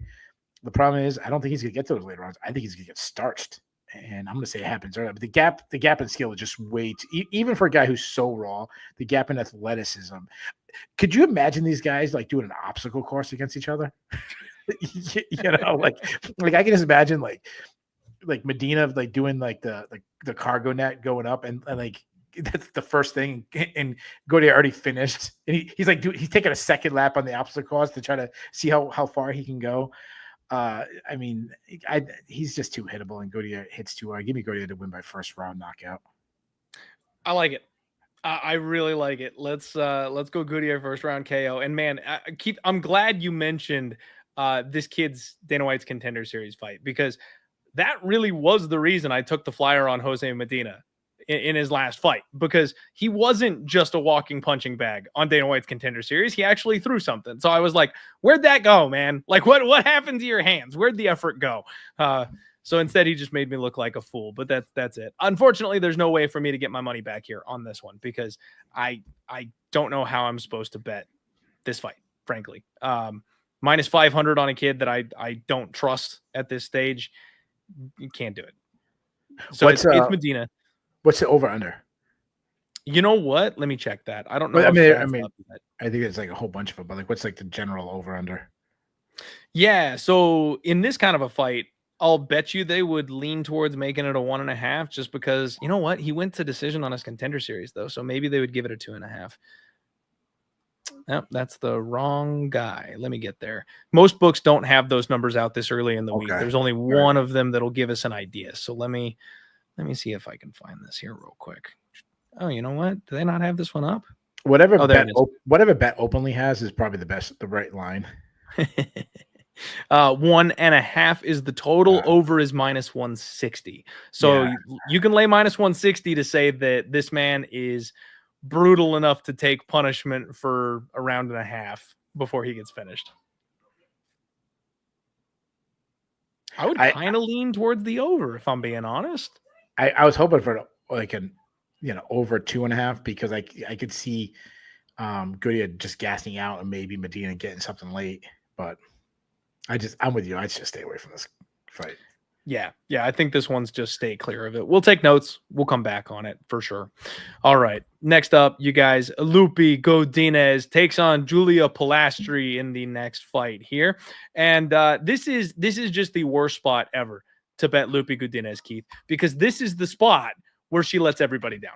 This is the spot where everybody's convinced it's Lupi season. And every other fight. But everyone's so high on Lupi, and I'm kind of done. I'm kind of done. She does not follow a game plan. You have no idea. You have no idea of my relationship with Lupi Godinez, but sorry to interrupt you. No, you're good. You're good. You've got the same feeling that most gamblers do, because everyone's hyped on her, and then the moment she should dominate, she's got a clear path to victory. It's like she just decides to like leg kick and run, or for whatever reason, like you've got a huge grappling edge, but she shoots no takedowns, and like it just that's the story of Lupi. Her submission game is improved. It's opportunistic. She's got some nice subs. Her boxing is decent. She's got decent enough power for a little girl the way she is physically. She ran into the buzzsaw of Verna Jandiroba. You can't blame her for losing that one. She tried to fight with Mackenzie Dern. We found her ceiling. Yeah, that's all it is for me, right? Like, we found Lupi's ceiling here. She's going to fight closely with the rest of these women that are a notch below. And it just comes down to, what do we think of Julia Polastri? Now, Polastri is somebody who I tried to get on the other side of. Keith, I've got this I've got this strategy brewing here that fighters who take 2 efforts on Dana White's Contender Series are complete ass cheeks. Now, obviously, there's certain fighters like Joe Pyfer where they're like, you need more time. You know, we're not giving you a second Contender Series because you didn't convince Dana the first time around. We're giving you a second crack at it because we're not ready to put you in the UFC yet, and you need a little more seasoning, or you know, a guy that they want to headline, right? Like when Bo Nickel did it, because they're like, we need you to be the main event of Dana White's Contender Series. They don't count. But these other fighters that they got on Contender, they didn't impress. They lost. Whatever. We'll give you another crack at it. Come on back one more time. We'll give you another shot at it. I just think they're not going to make it in the UFC. I don't have enough data yet, but that's my suspicion. Julia Polastri is one of these fighters that took a second crack at it in the UFC Dana White's Contender Series. Now she makes her UFC debut and gets roasted by Josephine Knudsen. I had fun with that one. The Corey McKenna fight. I actually bet Corey McKenna against her. I was like, I'm so convinced my strategy's right. This girl sucks. I'm going to bet Corey McKenna. Come on, Poppins. And I think I got gifted a split decision card on that one because there's no way in hell you could score that fight for Corey McKenna. As a guy with a Corey McKenna ticket, you couldn't score that fight for Corey McKenna. So I don't know what that judge was thinking to make this thing a split. It was definitely a Julia Polastri fight. She has got tree trunk thighs, man. She is all legs and very difficult to take down and control, very explosive, good hips. And then she just marches forward. She just wants to dice you up in the clinch with knees and elbows. And poor Corey McKenna, she's too skinny. Like, she needed some meat on her bones to fight this girl. There was no chance that was happening. So if you want to bring that grappling game plan against Julia Polastri, you're going to need some thickness in you. I gotta say, Lupita Godinez is thick in the right spots, man. If she wants to come out here and grapple, I think she could have some takedown success where Corey McKenna didn't have some takedown success. But I can't count on her to do that. I can't count on her to come down and shoot for takedowns. She's going to box with this chick. And if she's going to box with this chick, then we're in for another split decision. I would love to fade Polastri. I just don't know if I can trust Lupita Godinez. She should win this fight in every aspect of it. Yeah. And I can still see her losing it. Dude, I almost want to just pass. It just like, let's go right to that. You have no idea. So, Lupita Godinez. So, I call her a wrestler boxer because that's how she first started, though we could probably eliminate the wrestle part. She's fallen in love with her boxing, and she does some things well. She cuts the cage off, and she can trap. The problem is sometimes she doesn't match her opponent's output. I mean, she did against Tap of the Reach. She gave, big, huge portion of that fight with just not matching her output. And her volume has actually dipped. You think she'd like learn from it? I mean, her lack of volume against Mackenzie Dern cost her the fight. I mean, she had the exact fight she won against Mackenzie Dern and still gave it away because she didn't throw her hands. I've said it before. I'm done with her. She does everything possible to lose. like she's trying to lose. Way too many single strikes. Way too much head hunting. If she gets in the pocket, she's got quick hands. She got nice tight hooks. I like when she like straighten them out and she has a nice clean right. She has good power in her blows, for that weight class, because she really steps into her shots. You know me, man. I'm a big wrestling guy. She has fantastic wrestling. She's one of the best wrestlers in all of women's MMA. But she just hasn't been using it. She lost to Angela Hill simply because she did not she decided hey, let's have a kickboxing match, a distance kickboxing match with Angela Hill instead of just wrestling her. When she wrestles, when she wrestles, she's explosive. She drives right through the hips. She's super strong. She can grab a limb and just throw her opponents. She gets to the hips. She slams. I mean, go back to again, Jessica Penne, Savannah Gomez. Chucking her into the corner of the octagon, man. Like full on body, just get the fuck off me. Like tossing her 5 feet. Insane strength. Dude, she had a duck under against Ariane Canalosi. I haven't stopped talking about it. It was like 3 years ago. I was so I remember I didn't finish the match. I stopped it, rewound it, and played it again. I stopped it. I did like 4 or 5. I'm like, dude, she just hit a fucking duck. Excuse my language. Just hit a duck under an MMA match. You don't see that. And I was just like, that's how great she could be. Her takedown defense is so much worse than someone of her wrestling skill because she just ignores all aspects of wrestling. She was taken out by Mackenzie Dern twice. Mackenzie Dern wrestling sucks. Now, when she's on top, she's got great top game. She follows the hips so well. She's so slick BJJ with the belly down armbar against Suarez. Good ground and pound against Lisa Reed. She showed good. I mean, the one thing against Mackenzie Dern she did well is that she showed good submission defense. I like your breakdown of Polastri. She's a really good striker, very relaxed on her feet, Muay Thai striker, kind of stands directly in front of opponents, slowly marching them down, high output. I said, oh, she's also a builder. She gets stronger as the fight goes on.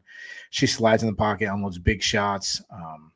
She really steps into her shot. She got nice power. I like her body work. She has a big kicking game, teep kicks, calf kicks. Defensively, she can hang her hands a little low for my liking. She pulls her head straight back. She also rolls with punches. So that I don't like rolling with punches in MMA just because it doesn't look good to the judges. Very like Bobby Green like. She also eats a lot of shots. I think she's an underrated wrestler. Solid wrestling. If she gets on top, I like her top game. Good ground and pound. She has 3 subs. So, dude, when I say I was big on like as far as prediction goes, when I say I was big on Godinez, like you have no idea. Like, I really believe if Godinez got her head of her ass, like she could be a top contender in the division. She just has one of the worst IQs I've ever seen.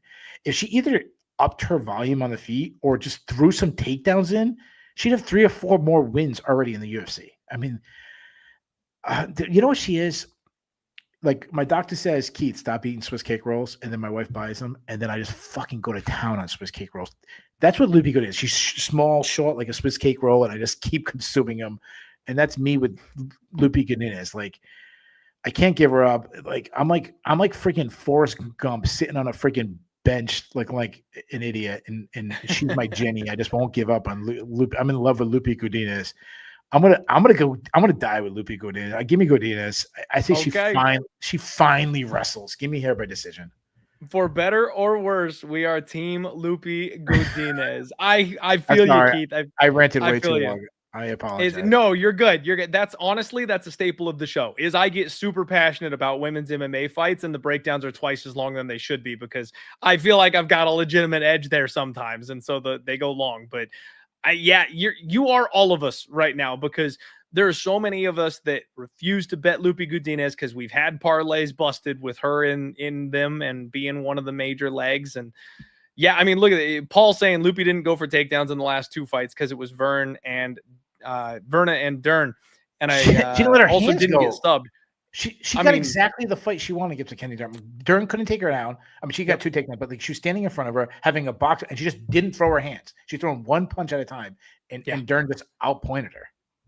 And Paul, I get it. The level of competition is the deal here. I totally understand that, but we're talking about, you go back, there's plenty of examples where she's just dropped the ball by not doing the right thing, or a fight has been a butt clencher because she could have dominated and instead it's close. So she didn't wrestle Angela Hill. If you don't wrestle Angela Hill, what the hell? Yeah, what are you doing? Just a bad decision. Just a poor choice. But I'm with you. I think it's Loopy.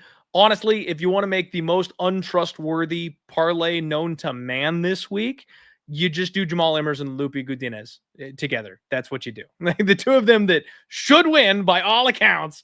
God bless you. You just pray after that. All right, guys, we're getting down to the thick of it. We've got just a couple more fights to break down here. Next up, Manuel Torres takes on Drew Dober. What a fight. This one is going to be all blood, guts, and violence. I cannot wait for this fight, Keith. Manuel Torres is a guy that I'm having a real hard time getting a good grip on. He's a round 1 or bust type of fighter, it almost seems, except he's almost always getting it done in round 1. He just doesn't do well with force coming back the other direction. It's funny, when I was watching last week's tape and I was getting ready for Chris Duncan, by the way, sniff that one out. This close to betting Chris Duncan. This close. I chickened out at the last second. I had all the pieces of the puzzle and couldn't quite put them together to get me to the window. But anyway, you had Manuel Torres on death's door in that fight. Like, Chris Duncan cracked this dude. And I'm really worried about Torres' chin. We've seen him hurt many, many times already in his short UFC stint, but he is such a cannon. He puts these guys down early, and if you don't put him away with that first shot or cripple him with that first shot, you're in trouble. Like, you better have brought your lunch pail because he's going to make you work for it. Ignacio Bahamondes, thank God I bought in on that kid. I'm all in on Ignacio Bahamondes, but I picked Manuel Torres to beat him in the sphere because I thought he would land first. But it's a gunfight type of fight here with Drew Dober. Drew's getting a little up there. He's 36 years old. somehow he's ending up being, a little small for the weight class now, right? These young kids that are super tall, super big, super long, they're figuring out their weight cuts, and they're just way too big for him now at this point. He's coming off a brutal TKO loss against Gene Silva, where he lost half of his face. But I mean, that Gene Silva is going to do that to most people. The chin of poor Drew Dober finally seems to have gotten close to cracking. Matt Frivola got him not too long ago. After a while, you just don't like those wars, man. And like you were talking about, age, you finally dip off a cliff at some point. He's not old enough for that to happen, but he's been in so many blood and guts wars. I wonder how many more he wants to be in. I wonder how many more times he wants to come out here and bite down and trade, tasting his own blood. And when a fighter stops wanting that, that's when it's a real concern. So is this a retirement fight style spot for Drew Dober, where if he gets cracked bad one more time, he hangs up the gloves like Molly McCann last week? I wouldn't be shocked, man. I really wouldn't be shocked. And that makes it tough, because I think he should be able to beat Manuel Torres. He's a cleaner striker. If you go back just a couple of years, the durability is there. He's higher level. But in 2025, if Manuel lands first, that could be it. So it's a very close line, man. It's a very close competitive line. You've got Manuel Torres taking some money as the slight favorite in this spot. He's minus 125, plus 105 to come back on Drew Dober. And I'm so tempted to just click on Dober and trust him one last time. I don't know, man. I'm frozen on this one. Help me out. What do you make of this fight? It's close. It should be a banger. I can't wait. But maybe it's one last ride season. Yeah. I love my man, Paul Viver. He's killing us in the chat about the Loopy fight. We both picked Loopy to win.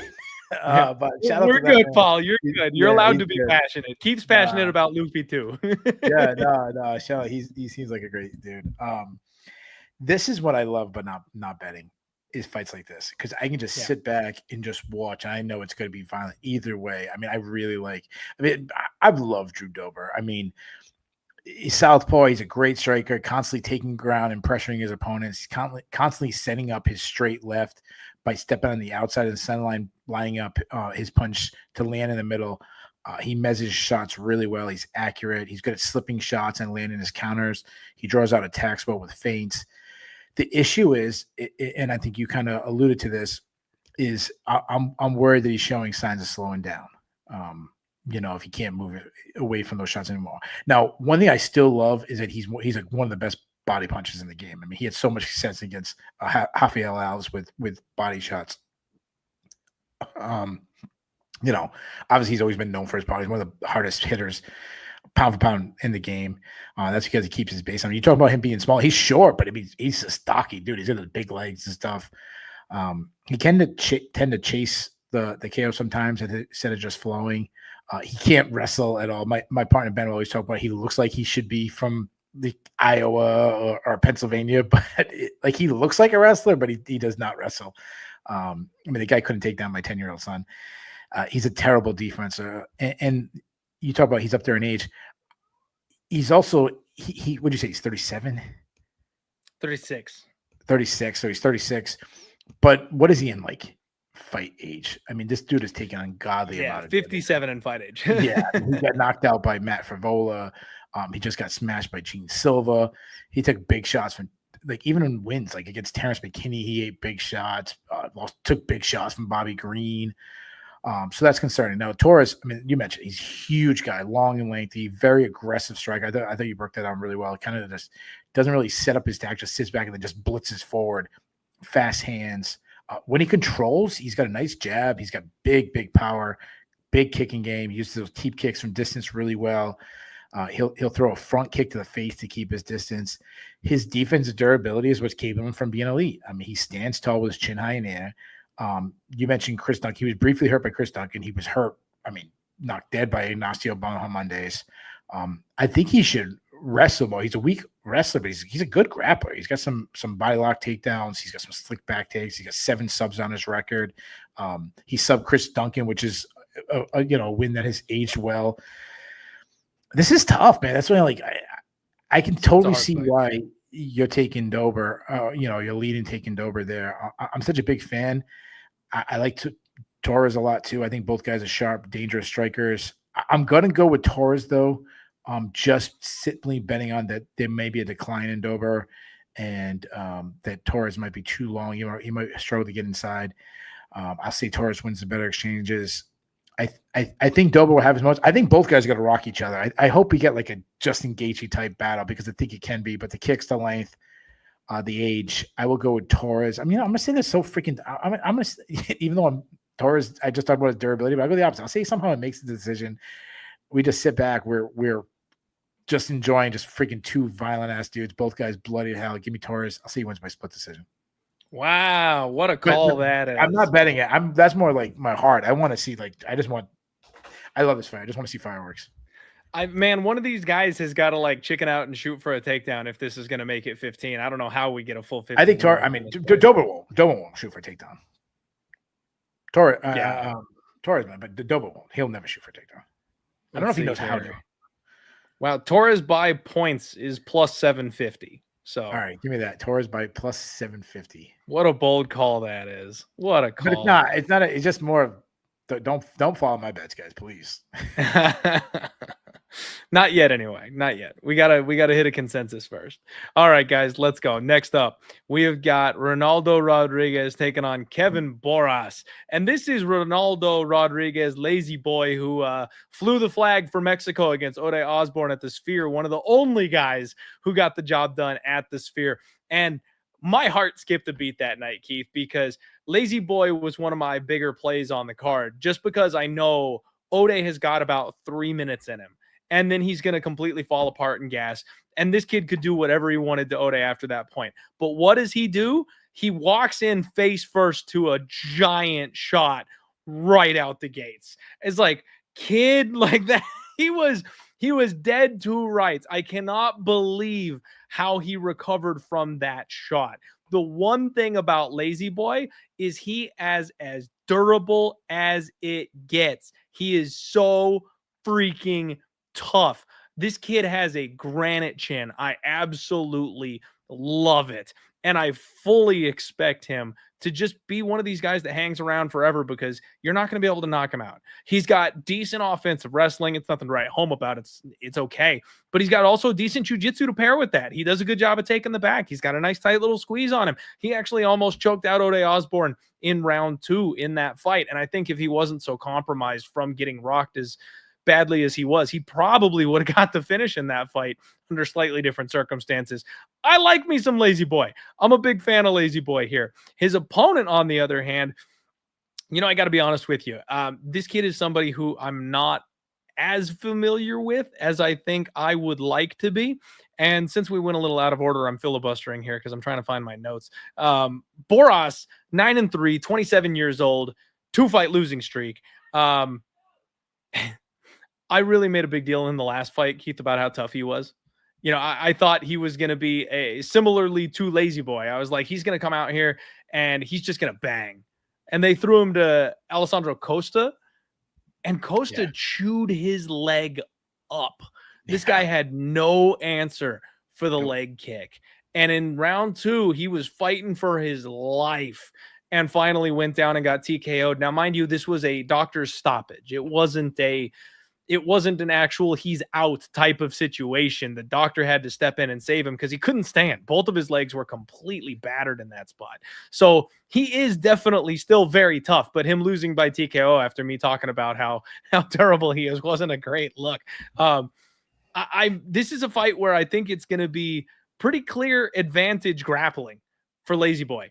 Borjas has 61% takedown defense, and he gave up 5 takedowns on Dana White's Contender Series. Josh Van, not overly known for his takedowns, he went 2 of 4. So, I mean, this guy, you go back to his Combate tape before he made it to the UFC, and he got submitted. I got to shout out Wheezy, our guest Wheezy, that was the last guy that came on the podcast when we broke down Borjas' fight, pointed all this stuff out. Wheezy actually called Costa by sub, and Costa was just too much of a brute to get there. He TKO'd him instead. I think we're going to run it. It's just you're one game too late, right?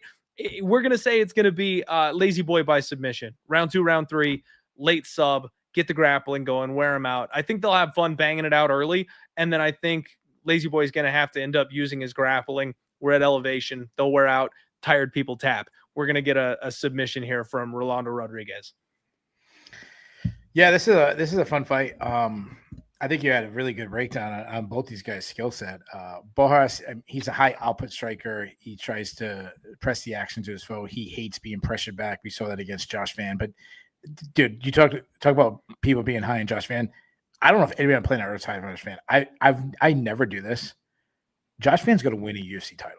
Like that's how confident I am. He's that. I think he's a young Max Holloway. I'm that high on him. Bold. I like it. He's got back to Borjas. Sorry for the side tangent, but Borjas has really quick hands. I like his accuracy.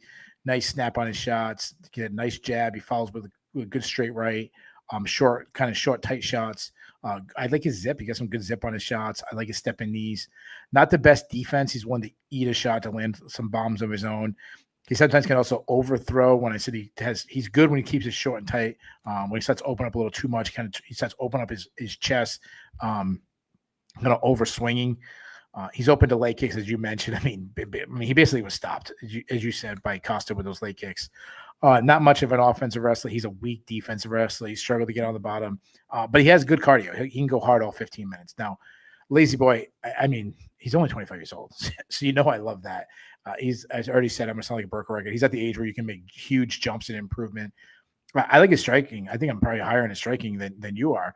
He marches down his bow with constant pressure. He mixes up his stance to kind of get his opponents guessing. He's got great volume, quick hands, throws hard shots, big hooks. He will load up a little bit too much, which kind of telegraphs some shots. But he's got really big power. He's got 7 TKOs already for, division not really known for power.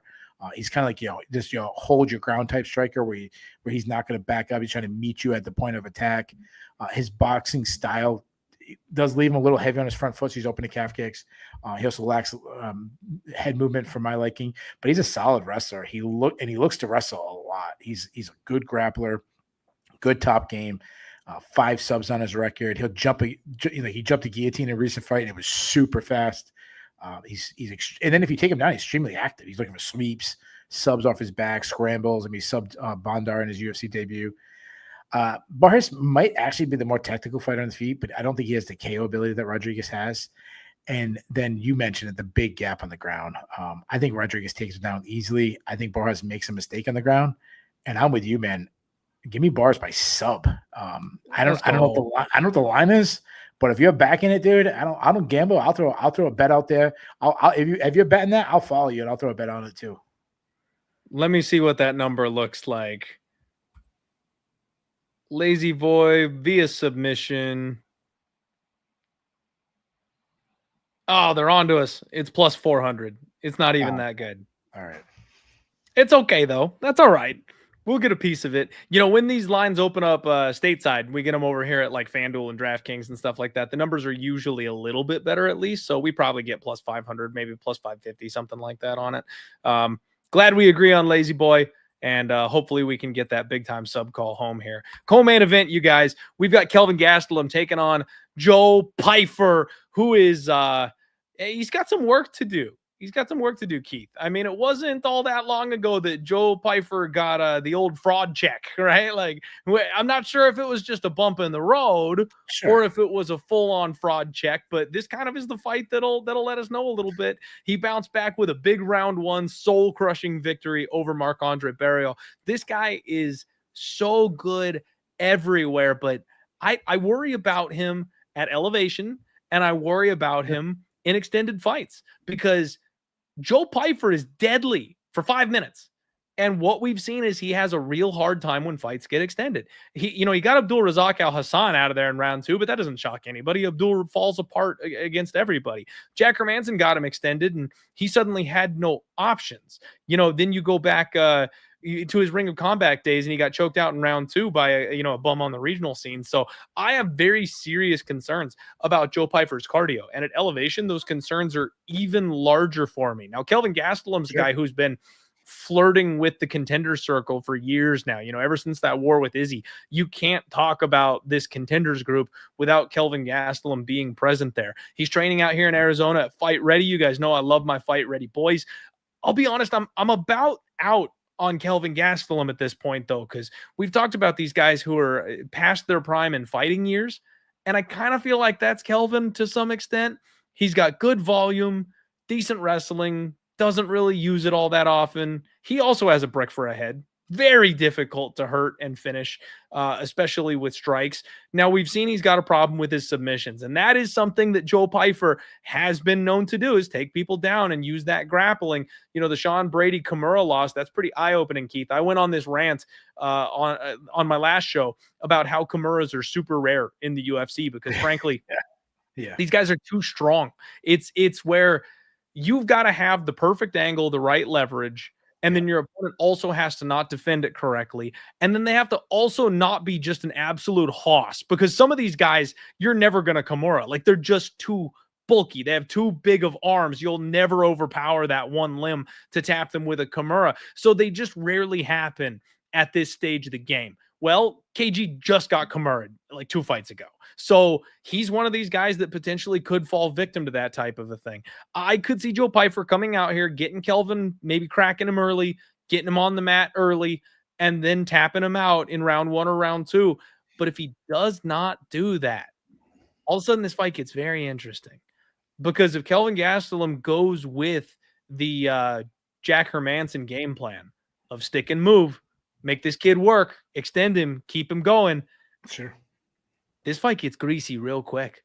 I would not be shocked to see a Kelvin Gastelum decision in this fight if he's able to take the beating. But I also could see Joe Pyfer like puffing his eye up and like damaging his face and slowing him down in round 1. That it's like it could be Joe Pyfer's first decision win, just because Kelvin is so jacked after the first 2 rounds that he can't put a real game plan together. Nobody's ever really done that to Kelvin. So, like, I'm just saying he'd have to make some serious improvements in the offseason to make that work here. But the dude hits like a truck, so it's possible. I am this close to calling for the upset. I think it's either Pyfer's sub or Kelvin decision, man. I think those are kind of the 2 options here. So like the bet is like a fight doesn't go to distance or something like that. Yeah, but I feel like I don't see. Does Kelvin finish? Would Kelvin finish Joe Pyfer? Oh, I'm sorry. Yeah, you said I'm sorry. So yeah, you said either Pyfer by Pyfer inside the distance or Kelvin by decision. Yeah, I'm an idiot. I'm sorry. No, you're good. You're good. Gastelum, dude. I don't know, man. The guy's 33, but he might as well be 63. Right. I mean, he's lost 6 out of 9 fights. I think being a welterweight is better for him than middleweight, though middleweight is a weaker division overall. But this dude, I mean, I've said it. I joke about this guy. This dude cheats on his diet more than I do, and I quit my diet by mid-morning every single day. So, I mean, what a piece of garbage he was in the Danny Rodríguez fight, where he like made him move up to 185 the week of the fight. Oh my god! Because I couldn't believe that. Yeah, it was such a terrible. I mean, I can't get that out of my memory. Dude is obviously undersized. I think he you know, the battles have taken some from him over the years. Obviously, he's had a slew of injuries, and then we've heard countless stories about him slacking off, lacking motivation. I mean, being unprofessional, not making weight. So, as far as his skills, I mean, he's a southpaw. He's a lot more athletic than he looks. I mean, the dude looks like he should be working security overnight at the hospital for $12 an hour. I mean, that's, he doesn't look like a professional athlete, though he moves well. I mean, he's got some quick hands. He kind of fights in bursts. He set up his shots with a lot of feints. His volume is inconsistent, though his volume was much better against Danny Rodríguez. Solid jab. He'll throw this overhand left a lot. He can overthrow his shots, leave them to be countered. He really steps into his punches. He has good power, but he isn't the power puncher that the UFC broadcast is going to make him sound like. I mean, dude hasn't got a knockout since he knocked out Michael Bisping in like 2017. He's open to leg kicks. I think he's an above average offensive wrestler. And as he's gotten older, he uses his wrestling less and less because, I mean, it drains on your own cardio. Though he did wrestle Danny Rodríguez in his last fight, which was surprising. He couldn't get off the bottom, though. If you put him on his back, I mean, he couldn't get Sean Brady off of him. But I mean, let's be honest. Sean Brady showed that nobody can get him off of him. I mean, the guy's grappling is out of this world. And he was subbed by Brady. And again, same thing. The dude's a stud. He's also taken a lot of damage over the years, but as you mentioned, he's had a granite chin for a guy who's been in some wars. Moving to Pyfer, but I mean, he's the complete opposite of Gastelum. I mean, he's a huge middleweight. I mean, this guy could easily be fighting and be competitive at light heavyweight. Yeah, he's Which he might want to do later on in his career. He's a boxer. He wants to be the one moving forward. That's why he hated the movement and the he hated the movement of Hermanson, and as the fight went down, he hated the pressure from Hermanson. He works behind like a power jab. He follows it up with power shots down the pipe. He attacks with combinations. His left hook is his best punch. Though his overhand right is really good too. I like that he works the body well. He's a serious power puncher. He can end the fight with a single blow. He knows that, and that's why he throws so many big punches. He has really thudding calf kicks. He isn't a bad wrestler. I don't think he gets categorized wrestler, but he isn't bad. But he's just, I think he's got some pretty quick entries. He's very physically strong, grab a leg and toss you down. I think his overall grappling is very slick. I'm much higher in his grappling than a lot of people. I'm glad that you picked it. Like he could get a submission because I don't think a lot of people would pick on that. He's got some good back takes. He had a great head and arm triangle choke, super slick. He has 3 subs on his record. But if he's put on his back, he struggled. He struggled against Jack Hermanson. The elevation does bother me a little bit. The elevation scares the crap out of me, man. But Gastelum, man, like his motivation, everything, and to me, he's so untrustworthy. I think Pyfer is a bad matchup. I think the size difference is going to be a real issue. Gastelum has a hell of a chin, but fuck it, man. This is the die hard. You got to live on the edge. You got to pick something. I want to pick something that's fun to pick. Yep. I'm going to say it finally gets cracked. I'm going to say Pyfer puts him out. I'm going to say puts him on the first round. Give me Pyfer by first round knockout. All right. Joe Pyfer by KO is about plus 250 right now. Joe Pyfer by sub is plus 300. I'm leaning more towards sub. Keith's got the KO. And, Jay, I completely agree with you, man, that Jack was a setup fight, that he was supposed to pass that test. He absolutely was supposed to get some experience and pass that test. And he just couldn't handle the game plan. Like Jack is very smart. Jack did exactly what he needed to do to win. And Joe was not ready for that. But a lot of times I call it the GSP syndrome, right? Like George St. Pierre gets to the title, realizes what that looks like. You got to feel that championship caliber. And then you go back to the drawing board, you fix a couple things, you go again, and you get it on that second attempt. I think that's kind of what we're going to see from Joe Pyfer here is he got that first look at the contenders circle. They bought him another year. They gave him a step back in competition, get his confidence back up, and now he gets a second run at it. And I think he passes the test this time. The only thing that worries me is the damn elevation. The cardio problem, something I cannot unsee. Now, it's a 15-minute fight. If it were like a 5-round co-main event, Kelvin would murder this guy over 25 minutes just because he wouldn't be able to keep up at that pace at elevation. In a 15-minute fight, though, I think he can bank 2 rounds, and I think he can just out-grapple him. So that I do think Joe will pass the test this time around. I will agree with you, Jay. Gastelum has fallen off. Pyfer isn't. He shouldn't be plus 250. Betting-wise, Gastelum or pass. I respect the take, dude. I really do. I'm there with you. I will have my finger hovering over the live bet button because if we start to see Joe Pyfer's mouth hanging open, if he can't get an early finish, live bet season. Absolutely. All right, guys, main event time. It is Steve Erceg, and he's taking on my guy, Brandon Moreno. This is a horrible fight for me, Keith, because it's my guy versus my guy. Steve Erceg is a fighter that I saw coming a mile away. And I told people, they're like, the UFC tried to get this kid. And circumstances, like opponent fell out on Dana White's Contender Series, then COVID hit. Like it was this whole thing that kept him from getting to the UFC. But he had been ready to get to the UFC for a long time. So we've been going to the bank with my guy, Steve Erceg. And frankly, I thought he was well on his way to beating Pantoja. It came down to one mistake in literally round 5. Like he's winning round 5 against the champion, and he made one error and let Pantoja get the grappling going, and he backpacked him for that final round to lose 3-2. So this kid could have had gold wrapped around his waist. Now, obviously, Kai Kara France nuked him, and that would have been the end of that. But he damn near took the title in like his 3rd, 4th UFC fight. This kid is good. He's got really underrated BJJ. I love his boxing. He's big for the weight class. He's very tall. He's very long. I worry a little bit about the chin because he is hittable. Now, granted, there aren't many people who hit like Kai Kara France does, but he is pretty hittable, and we've seen that over and over again, that's been an issue. His durability's checked out until his last fight, so you got to kind of wonder where he's at coming back from that. Brandon Moreno, maybe my number one most profitable fighter all time. Like, this kid has just been printing for me, Keith. He was my favorite fighter. He is my favorite fighter. Has been for a long time. I love his attitude. I love how friendly he is. I love the nerdy Lego setup. Like, the fact that he could kill a man in the street and no one would know it by looking at him because he's smiling, cheesing with a new set of Legos to put together. That's my kind of guy. He's just brutally vicious when he gets in there. Like, cage door closes and he's a different guy. We got the win over Amir Albazi in the last fight. That felt real good. The split loss to Brandon Royval. I thought he won that fight.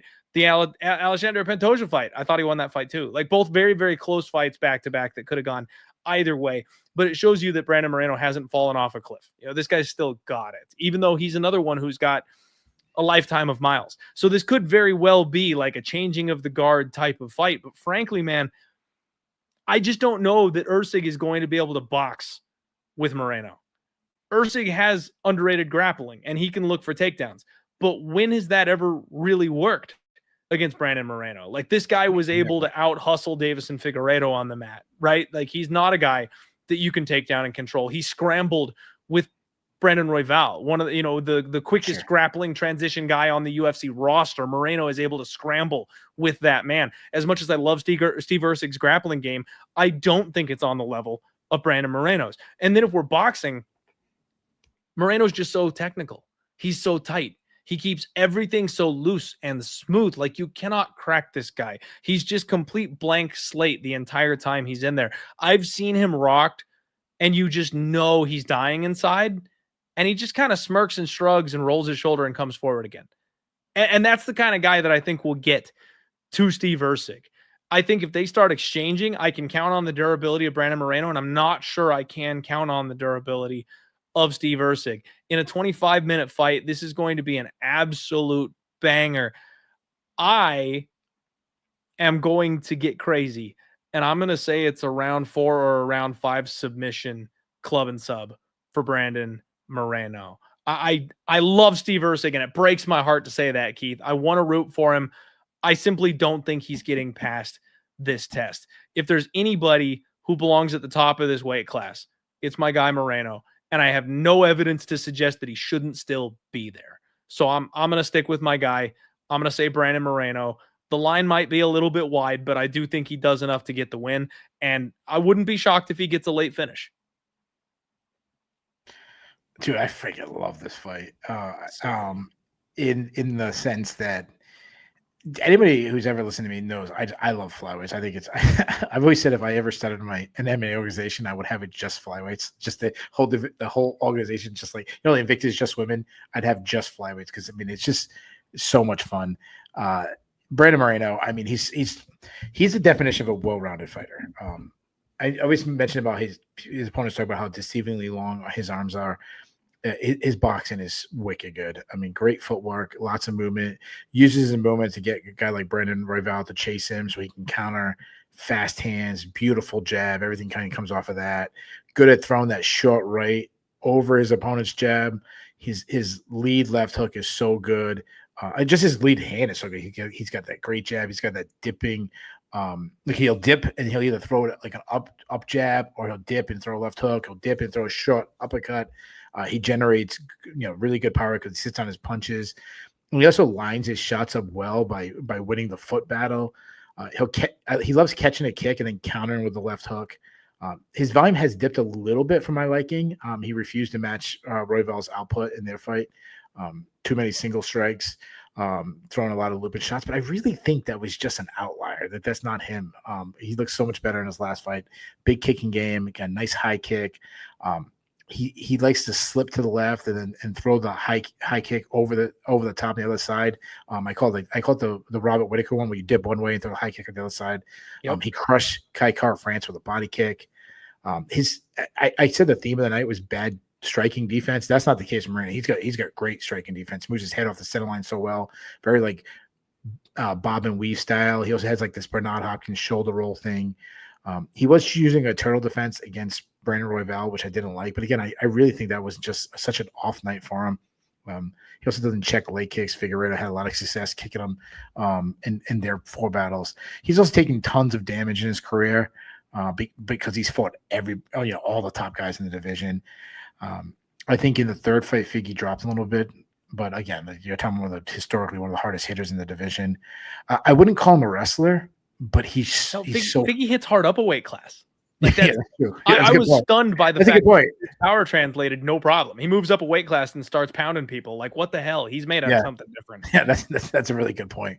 I wouldn't call him like a wrestler, but he's so freaking good at it. He's a good like opportunistic wrestler. Like he'll win rounds based on like timely takedowns. I mean, did against Figueroa in like all their fights.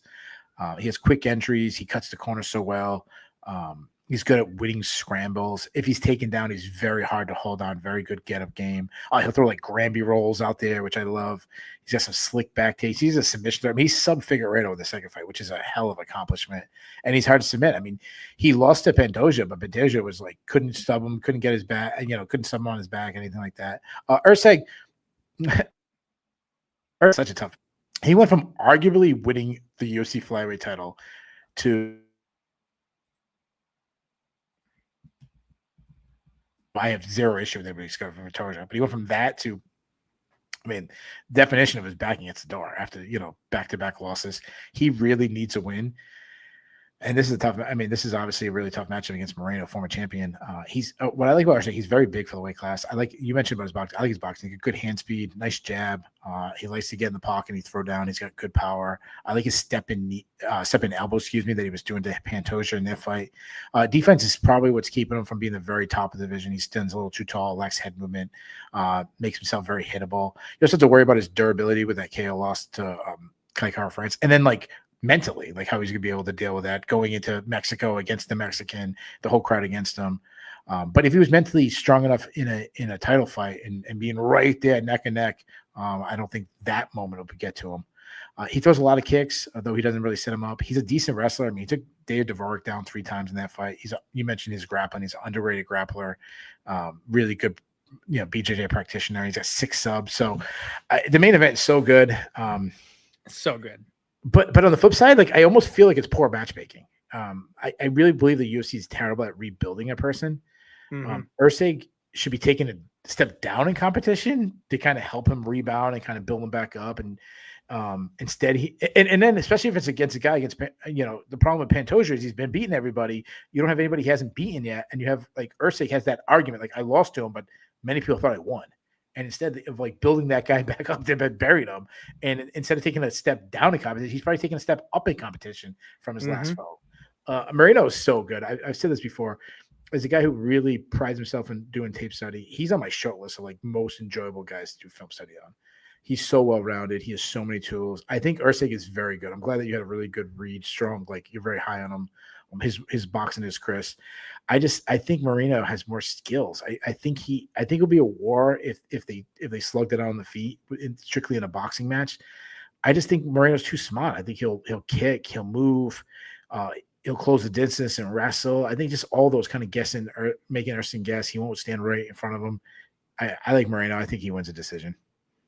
And you might be onto something with the decision call rather than the finish. I'm kind of second guessing my finish call now that I said it. I think that's more of a heart call than a head call where I want to see my boy, with a big statement there at the end. I still think the club and sub is possible, but absolutely. I'm with you. I think it's probably a decision more than likely now that we kind of talk it through. But yeah, man, I'm glad we line up on that one. You know what? Keith, I usually have a dog of the week, and I let it come to me very, very naturally. As we're breaking down the fight card and as we're kind of talking through it, I find somebody that I want to really get in there and throw my money on as an underdog. And this week, I'm very chalk heavy. I am having a real hard time with this slate. I'm sure some of these underdogs will pop up. but the closest thing I've got to a live underdog, I think, Drew Dober doesn't really count, is a coin flip. CJ Vergara with the live bet button would be like, or maybe Vince Pichel in like a close decisioning type of fight. You guys, I'm struggling. I think this is chalk. I think this week is chalk. I don't know if this trend of underdogs is going to continue quite as hard as it has recently. So I apologize for disappointing you all. I know I usually predict the chaos and talk about all these dogs bark, and I'm not sure this week is the week for it, but we'll find out. We'll find out. The Mexican fighters did not do well the last time they got spotlighted. So maybe things are different this time around and they start to come through. Keith, thank you so much for joining me and doing this long ass show with me. I appreciate it. It's always a blast breaking down these fights with you. The floor is yours if you want to shout out your stuff, let people know where they can find you or follow you or support your content, whatever else you got going on. Dude, thanks so much, man. Dude, I always love talking with you. Anybody who's really into the fights as deep as you, I have such a high respect for your knowledge. I just want to say that your listeners are the best. They're always super respectful. So I appreciate those guys. I don't want to give a shout out to my previous show because it's a very similar show than this. But I will give a shout out to my recap show that me and Ben Duffy do live right on the Sherdog YouTube page right after the event. If your listeners come over there, I believe it's the most in-depth recap show on planet Earth. We go as deep as anybody. It's right after every single UFC event. Just head over to Sherdog. Can I give one more special one? Absolutely. I want to give a shout out just because I know your listeners are so cool. So my daughter's in 9th grade and she published her first book today. You can buy it on Amazon. It's called Bloodstained Legacy by L.J. Schillen. All you listeners out there, do me a favor. If you win any money this week, and if I had anything to help you at all, and I know I probably won't, but if I did, it's only $18. Buy that book. Even if you're not a reader, buy it, give it as a gift to somebody else. Help out my daughter. And our first just came up today about an hour ago while we were live. My wife texted me, what's up? So Bloodstained Legacy by L.J. Schillen. It's an absolute must read. It's going to be on the bestsellers list because of the diehard MMA fans. That is awesome. Hey, if you guys have a couple of extra shekels, that'd be a great way to support our guy. Well, thank you again very much, Keith. Appreciate you coming on the show. And, for everybody out there listening, thank you guys very much for being here and being part of the show. As always, we're headed to Mexico. Get your stunts in. Make sure you're running on that treadmill because we're all going to need that cardio. We are drinking tequila and we're eating some empanadas this week. I can't wait for this fight card, you guys. Undefeated post weigh-in show on Friday, as always. Total Takedown coming to you either Wednesday or Thursday. And we added a new prop show, which I'm still polling the people on titles for the prop show. But I think we're going to enjoy that one moving forward as well. So appreciate you guys. Have a wonderful week. Get out there, kick some ass, keep your head down. Let's roll.